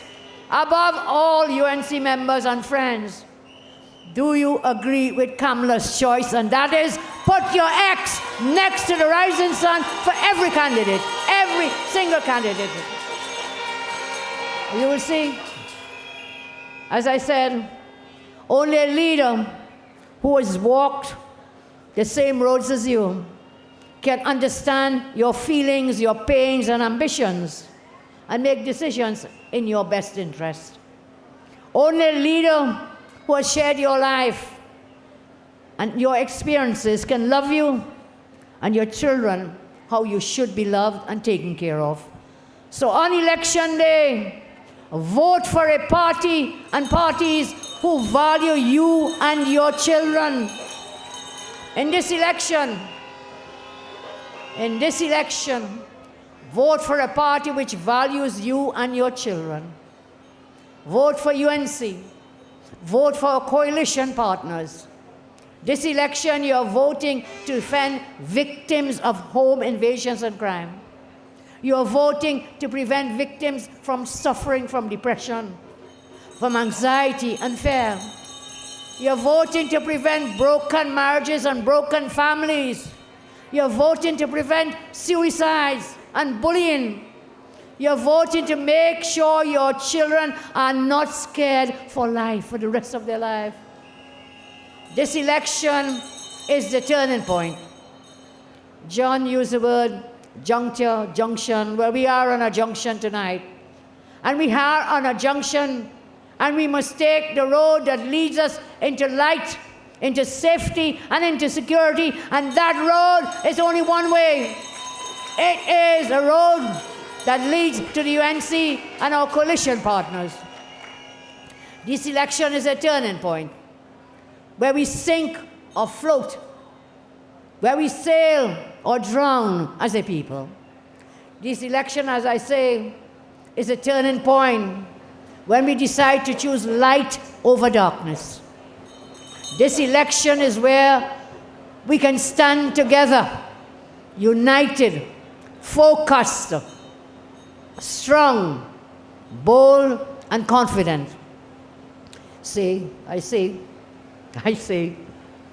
in these last 2 weeks, it's going to get hotter, but it's also going to get better. So I share with you tonight, my name is Kamla. Stay calm, stay calm, stay calm and focus. One road to victory on the 28th.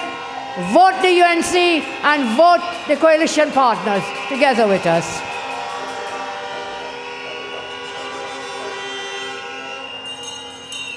For 10 years, devaluing your lives, we know the answer. It's so easy to say, vote them out. For all 10 years of buffing, bullying, bloodletting, and betrayal on the 28th, let us politically bully, buff, and run them out of office on the 28th. Politically, we will do it, and legally, we will do it. The UNC has been giving you plans and policies for the campaign. The PNM is trying to provoke us, but we have no interest in Bacchanal.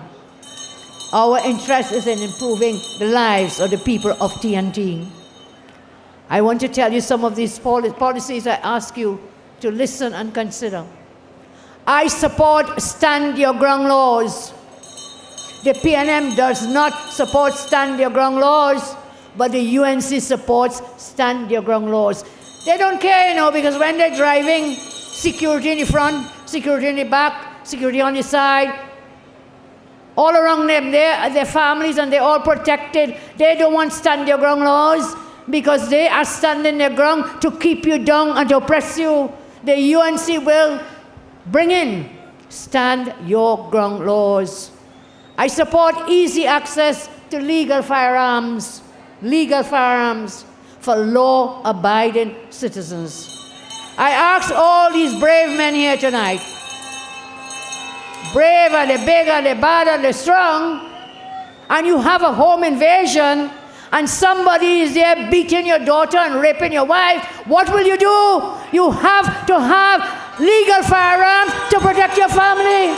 You must have them to protect your family. And so we will bring the laws for legal firearms for law-abiding citizens. I call upon you to support the UNC, which wants to give you these legal firearms so you could defend yourself, your loved ones, and your families in your homes. We will support, the UNC supports state-provided legal personal firearms for all police and prison officers so they can protect themselves on duty and off duty. They must have legal firearms to protect themselves off duty. Too many of our protective services lose their lives because they cannot even protect themselves. How are they going to protect you? How? We will give them legal firearms in a regulated manner to ensure they can protect themselves on duty and off duty. You know, when I was in, we were in government last, I put into our budget, national budget, that should an officer die in the line of duty, we will give them a payment of $1 million to the families. To the families. We were to put the legislation in place, but you know what happened? We went out of office, and 10 years later, that legislation is not in place. We will put that in place, that an officer who dies in the line of duty, his family should know that they will be taken care of. We'll put it in the law. Put it in the law. So, I call on you then to support these policies. Officers must have the firearms to protect themselves. I tell police and prison officers that under my next government, I will ensure personal FULs and personal legal firearms for each one of you in a regulated manner, as I say. You will be protected. The UNC supports reopening the Petrotrin refinery.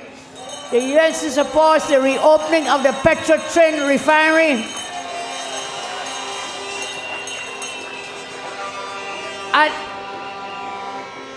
And tell you ever hear thing? I'm watching Mr. Young Stewarty on the TV. The man said the PNM never shut down Petrotrin. Did you all hear that? Stewart is telling the country they never shut down Petrotrin. So who shut it down, Stewart? It was the PNM, wicked, incompetent, shut down the Petrotrin refinery. That's who did it. Don't come and play. You know he's like Pontius Pilate now. Washing his hands of that. You will not escape. Rowley and Stewart and that entire cabinet. We will never ever forget who blew the lights off at the Petrotrin in Pointe-à-Pierre. Who? It was Rowley and Stewart and the PNM. Never forget. Decimated the Southland. From here in Pinal, there's a part of in the Clark Road there, that all that gone, abandoned dead. Down Santa Flora, in Pointe-à-Pierre, down Point 14, the whole Southland decimated when they shut down that refinery. So we will, I tell you, we will reopen that refinery with the help of Mr. Roger and the union.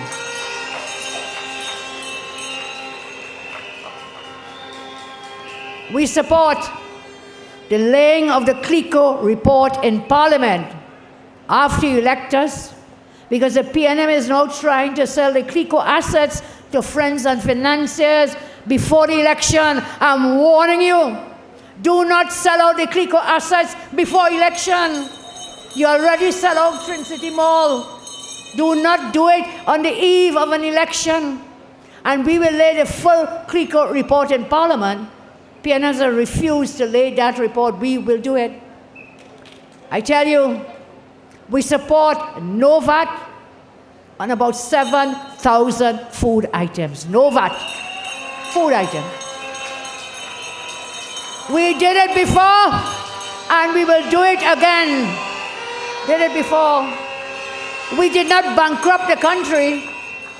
We did it before, so that you'll have lower food prices for yourselves and your families. We support free laptops. All SCA children, laptops coming after the 28th of April. Laptops are coming back to you. And We need protection, our school compounds start to say. We will have police officers deployed inside schools to protect our children in schools. We support the reopening of the gate and expanding the Children's Life Fund to cover more types of businesses. We support lowering foreign used car prices by reverting to a minimum age of 6 years instead of 3 years. We will do a comprehensive review of the demerit point system and bring to a halt the oppressive and abusive ticketing system. We'll also enable citizens to import classic cars because, you know, we consult and then lead, we listen. There are some people who want these classic cars. Look, if you had the money to pay for it, go ahead. Not my money. But if you have the money and you want a classic car, that fraternity here in our country, we will help you. We have an economic transformation plan. It includes growth poles across our country and the East-West Corridor manufacturing hubs. So I'll pause here for a moment and so just remind me, I'm sitting there, they want to find out where we will get the money.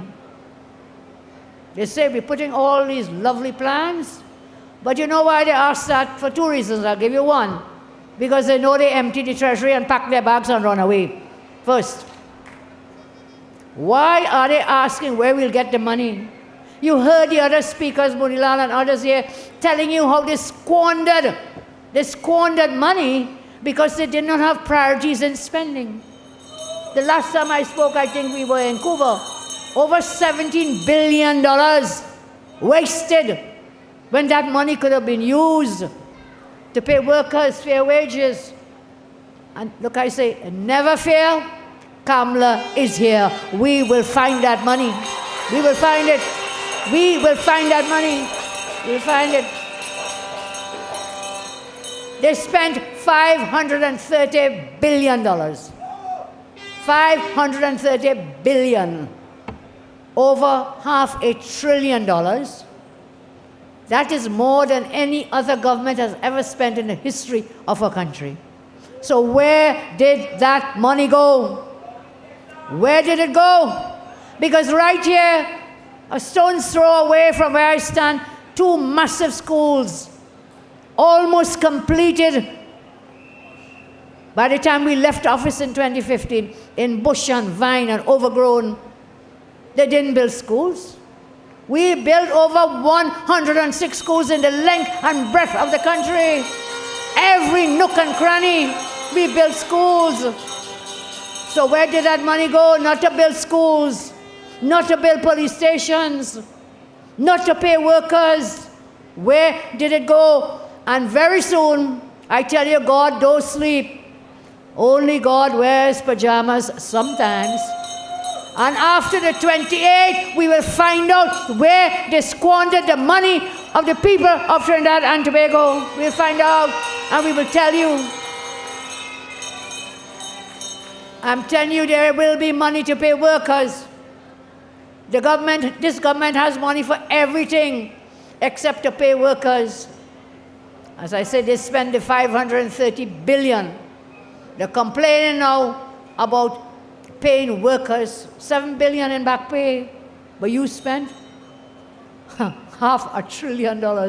You can't even imagine what $500 billion is. Can't even imagine. They found money to pay Rowley $87,000 a month. They increased their own salaries, but they're giving you what? 4%. And some of you not even getting 0%. Spent $87,000 a month. Stuart getting that same $87,000 a month. All those P&M big boys ministers increase their salaries, but they can't find money to increase for the workers. Did you know? I told you, we have a one-day Prime Minister, Stuarty. He was sworn in as president today. And guess what? Next day, whop, dissolve the parliament and call election. One day Prime Minister is now the $1 million man. Because of that one day, for the rest of his life, he will collect $1 million a year in pension. Every single year. And he tells us he's a young man. So he has plenty years more in front of him. Every year, $1 million in pension. And whilst he's getting that $1 million in pension, Rowley also getting the same $1 million in pension for the rest of their lives. They couldn't find money to pay workers, but yet they found money. They found money to pay Al-Rawi's rent. Remember that? Renting building from Al-Rawi. They found money to pay Stuart's brother over $4 billion in finance contracts. Over $4 billion in finance contracts. But they can't find money to pay workers in this country. That is why we say on the 28th, get out of here, go, go, go, let us pass, go, go, run, run. Arnold said we are now red, responsible and whatever. What you said, remove, remove. Answer say, run, pack your bags and go away. We're coming on the 28th of April. We are coming. My friends, we will redirect that P&M Eater Food money to support, take that money and support land for the landless. Take that money, prioritize, you have to prioritize. We'll take money to repave our roads. We'll take that money to implement a comprehensive traffic alleviation plan and to supply what? Water in your taps. We will do it. They claim there is no forex for you, but every fake elite business is getting the foreign exchange. We say in the UNC that we will deal with that situation. We say that we'll support creating thousands of new jobs as we did before. We also support lowering taxes and strengthening the public procurement laws. Remember, we passed those laws just before we left office. It took us 5 years. The PNM did not come to the committee meetings. They voted against the procurement laws. We finally passed it. Only, lo and behold, when they came back into office, they gutted the procurement laws. They gutted it. We will put back into the procurement laws what is necessary to ensure that those involved in fraud and corruption through procurement packages, we will deal with them. We will deal with them. We support, well, I should say first, we are totally against water rate and electricity rate increases. Totally against. Totally against. We are totally against the property tax. Totally against. We support deregulating the financial sector to make it easier for citizens to deal in their businesses, to access financial services, and of course, to get loans, whether it be for mortgage, whether it be to help your child go to university.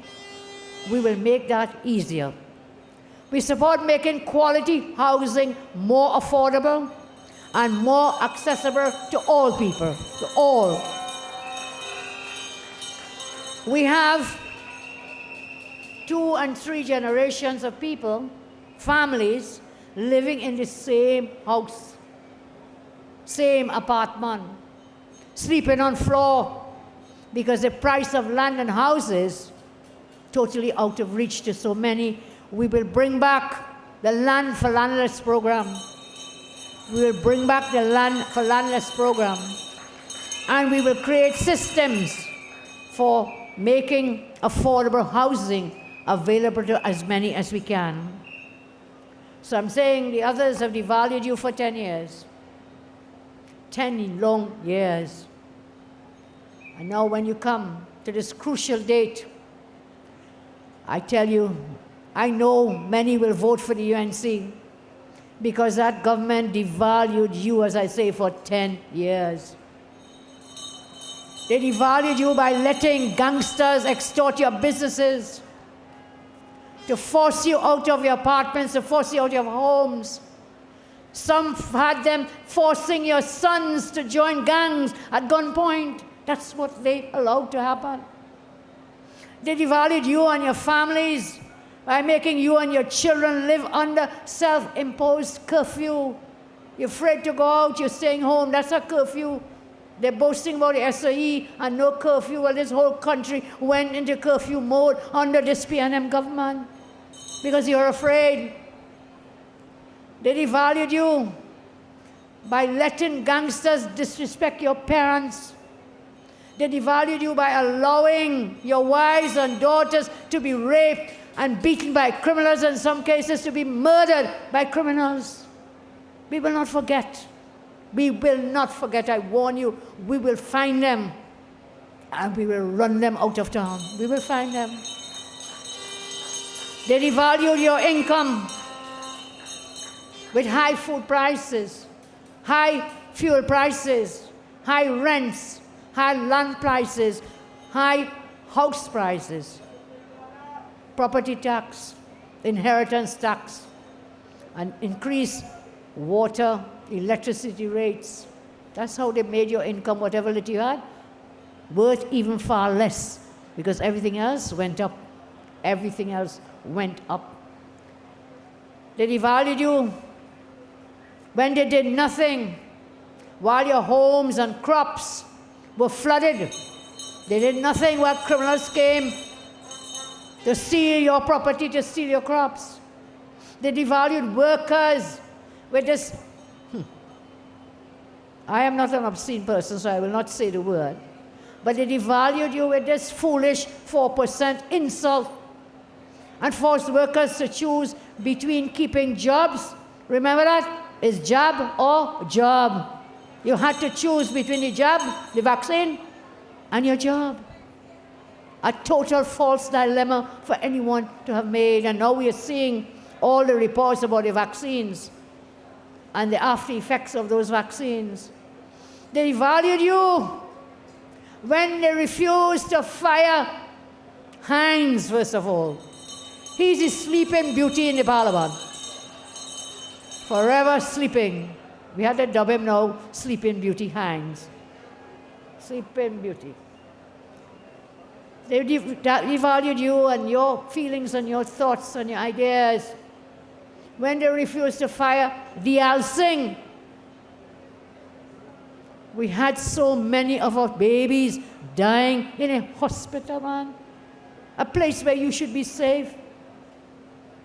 In the NICU, Dr. Boda will tell about 19 babies. In any other country, that man gone long time. They still have him there. They're putting him back as a candidate. To do what? To come and make more babies die in hospitals? We said, no way, Diyal Singh. No way. Get out of St. Joseph because Devish Maharaj is coming for you in St. Joseph. Don't come back. You should be so ashamed. You should hide your face. 19 babies died. 5,000 persons died from COVID under your watch. 5,000 murders and more under the watch of Hines and the rest. And remember, Stuart was National Security Minister at one time. Huh? They are all failures. They have all failed.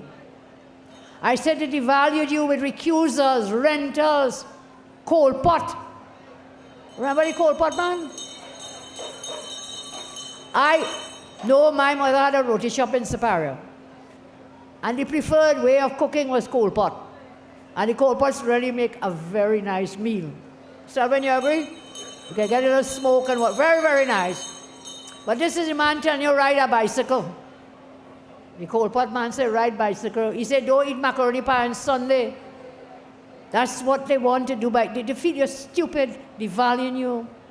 They treated you like criminals because you didn't take the vaccine. They devalued you with bad roads, no water in your taps.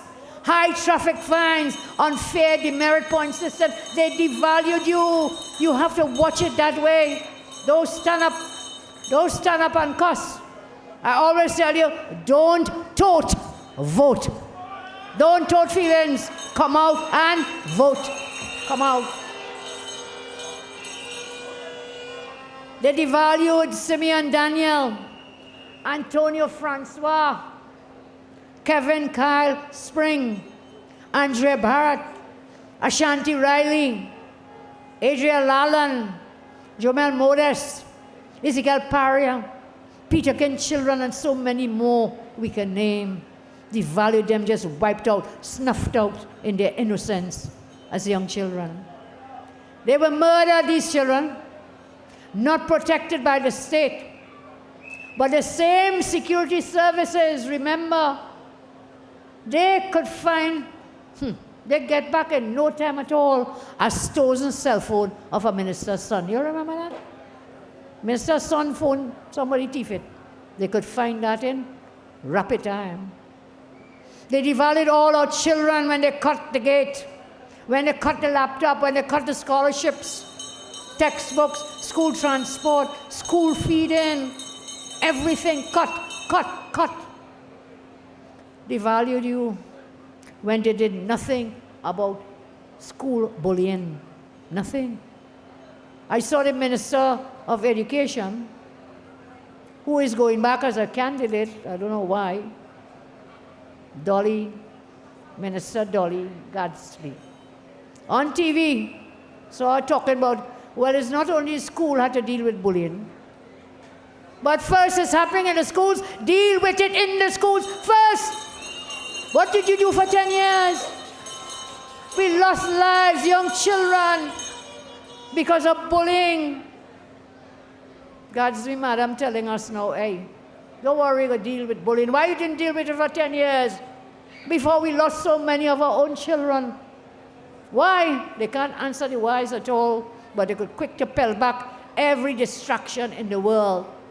I ask of you, UNC members and friends, do not get caught up with their distractions. When they show the bacchanal and whatever, you talk to them about policies and plans to improve people's lives.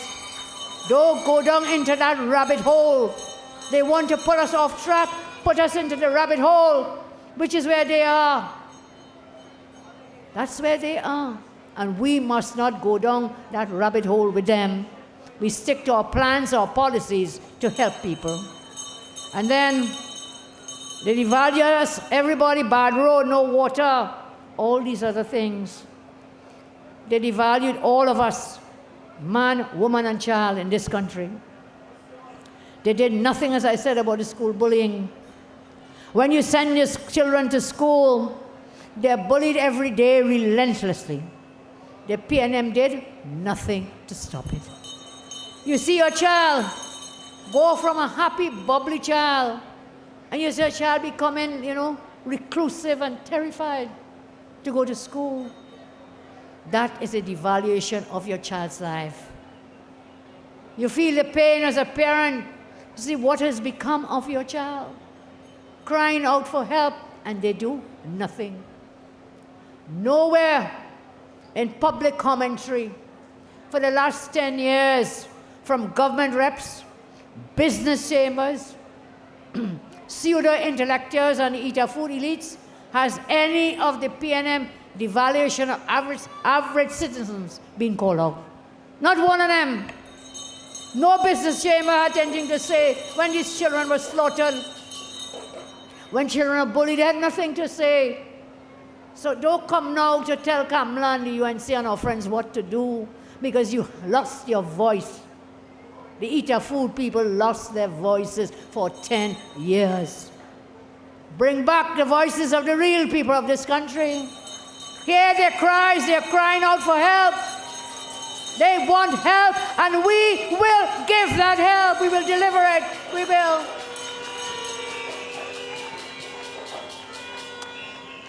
It was the same old story of glibness, intellectual laziness, shallow commentary, shameless pandering from sections of the business community, fake elites, and eater food commentators. That's all we were getting.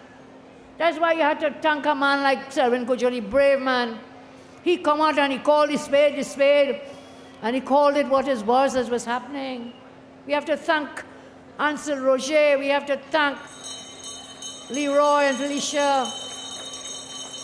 And when they talk, well, I'm not going down that rabbit hole. I think John dealt with that rabbit hole where they want to send me. But I know we are all, I repeat, one human race. Together we must live, together we must die. Let us work together and let us make it happen. So they turned a blind eye, all these people, John. They turned a blind eye to PNM oppression and continued waiting with their begging bowls for contracts, national awards, state board positions, while average people were being devalued by them. We have to thank Father Kennedy Swarat Singh. He's a brave man too. He has stepped out, he came on our town hall, he made his voice heard. Give him a round of applause as we thank him. I know it's not easy. I know it's not easy, but you are men of courage. And I know why. Because you put country first, as John told us. You put country first. Put country first. I tell you, these eater food elites, turning a blind eye, waiting with begging bowls for contracts, for national awards, state positions. Average one? None for you, because you see, greed has no shame. Greed has no shame. And up to today, they will not call it as it is. They are not brave enough to come out, and tomorrow the papers will say, oh, Kamla, buffing up XYPQ. Well, they deserve to be buffed. Come out and let your voices heard on behalf of the people of TNT, the suffering people. Some of them enjoy the fat of the land, and they will do everything in their power to ensure that the average citizen never enjoys it as they do. That is why the PNM could spend $530 billion on their friends, on their families, on eater food financiers. And they say, bold-faced, they can't find $7 billion to pay workers their back pay. We live in times where the bravest amongst us are now standing up for one another, speaking up against the fake elites, speaking out. Fake elitist greed and oppression.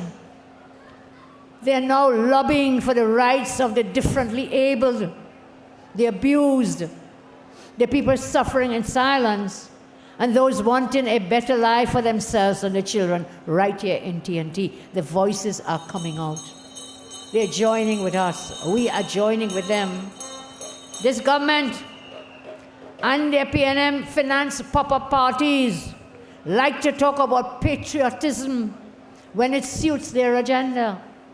Only when it suits their agenda. But let me tell them, as you will tell them, patriotism does not mean pandering to the government for favors. That's not patriotism. It's not. Patriotism does not mean sinking with a PNM ship if you see it going and down and doing it only for freeness. It doesn't mean that. Patriotism does not mean allowing others to suffer while you become greedier. That's not patriotism. It doesn't mean staying silent to eat a food while others are being abused or taken advantage of. That is not patriotism. And so we must press on to the mark of the higher calling, which is everyone being treated fairly and equally in our land. I say again, the PNM's general election campaign, this campaign, our campaign, this election campaign, is to insult, denigrate, smear, and say that hundreds of thousands of Trinidadians, Trinbagonians, they will say, you are not patriotic. Their campaign will be that people are bad talking the government. Their campaign, as always, is to do exactly what they want to accuse us of doing, and that is to divide our country. We must not let them do it. Their plan is to try and alienate thousands of the electorate across TNT. They're saying that the hundreds of thousands of people who are in pain, who are hurting, who are fearful, who are anxious and emotional, they said those people bad talking the government. You ever hear things so? People are suffering and speaking out, they say they're bad talking the government. Well, government of the day, you deserve to be bad talk, because as John told us earlier, we are beyond a state of crisis. And there is too much suffering in our land. Look at their campaign. They say Kamla bad talking the government. They say the unions bad talking the government. They say influencers bad talking the government. They say workers bad talking the government. So what they're talking about is everybody bad talking the government. Who we have to blame for that? We have only ourselves to blame for that. The families of the children and the women who were raped, murdered, and missing, they said they bad talking the government. The thousands of small businesses and women trying to make ends meet and really see in trouble, they said they too bad talking the government. The thousands upon thousands of workers who want fair wages for a fair day's work, they said they bad talking the government. And young people who want a job, they want to buy a home, they're afraid of getting murdered, they say they bad talking the government. The US crime advisories, they say they bad talking the government too. They say the UK, by putting the visa restriction, they bad talking the government too. UK and EU crime advisories bad talking the government. That's the PNM's campaign for this election, be warned. Their campaign is that the whole world, the whole wide world, and we right here in TNT bad talking the government. So you know when it's time to go, just go now. Just go. Just go. The 28, let us remove them and let us run them out. As I close, I say to you, political leadership is about love, empathy, and caring. It is about competence, experience, and emotional intelligence. It is about compassion, which comes out of shared experiences and sacrifice. It is about strong, competent leadership. It's not about buffing. It is not about berating. It is not about blaming. It is not about bullying. It is about listening, comforting, encouraging, and accepting responsibility for the lives and livelihoods of people. It has been a decade of disaster and destruction that you have endured in this land. Working people have felt the decade of destruction the most. Therefore, no matter what the PNM and the finances say or do, it will change nothing, it will fix nothing, it will deliver nothing. And I join with Flip to say, together we will fix it. We will fix Trinidad and Tobago.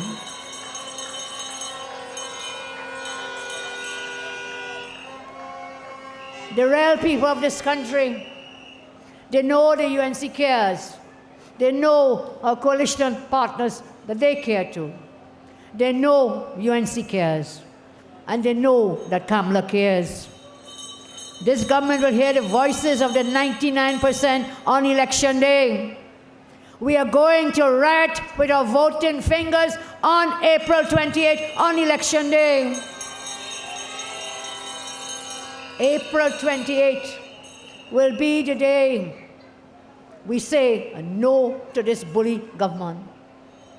On April 28th, the sun will rise and shine its light on every single one of us. You know, there's one thing you must always remember, as surely as day follows night, the sun will rise again. It will rise again. I again ask you, don't go to work on election day. Go out and vote. Don't go to work on election day. Stay home, go and vote. And when you finish vote, go and pick up everybody you know. Bring your mother, bring your father, bring your neighbor, bring your children. Bring out every single vote on election day. Vote early. This is your way that you can contribute to the victory that will come on the 28th. Many people are asking, they want to help, how to help? Well, this will be the most important help that you can give to the UNC and our coalition partners. Vote and carry everybody you know and talk to everybody to come out and vote. Brothers and sisters, Judgment Day is coming. I close with a message to the oppressors of our people. Judgment Day is coming. Can you feel it? Can you hear it? Can you taste it? Do you know it? Judgment Day is coming. There is nothing they can say or do to stop it. Because the big, bad UNC is coming down the road. We march in arm, and we are coming together. We will join arms and march forward to victory.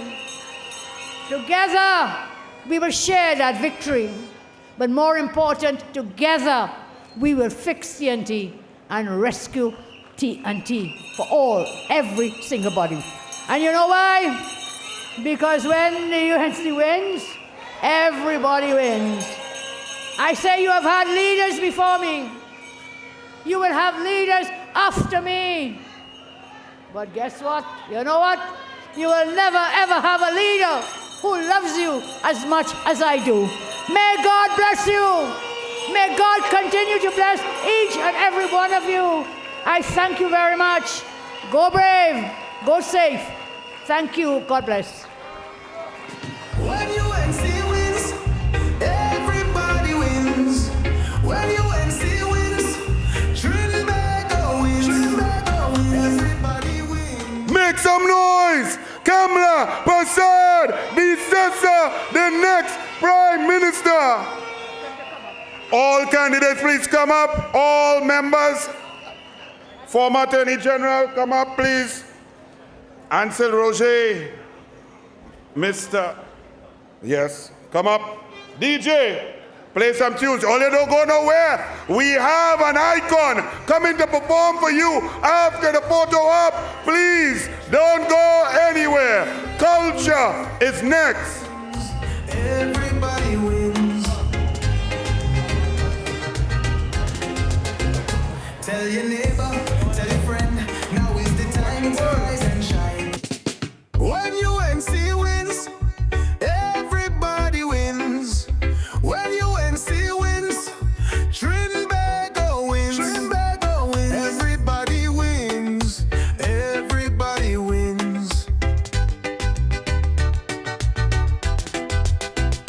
Tell your neighbor, tell your friend, now is the time to rise and shine. Tell your mother, tell your father, now is the time to decide. If you want leaders who can build, place your ex by the rising sun. If you want leaders who can lead properly, place your ex by the rising sun. On election day, vote UNC. One love, one team, one hope, one dream. On election day, vote UNC. One love, one team, one hope, one dream. When you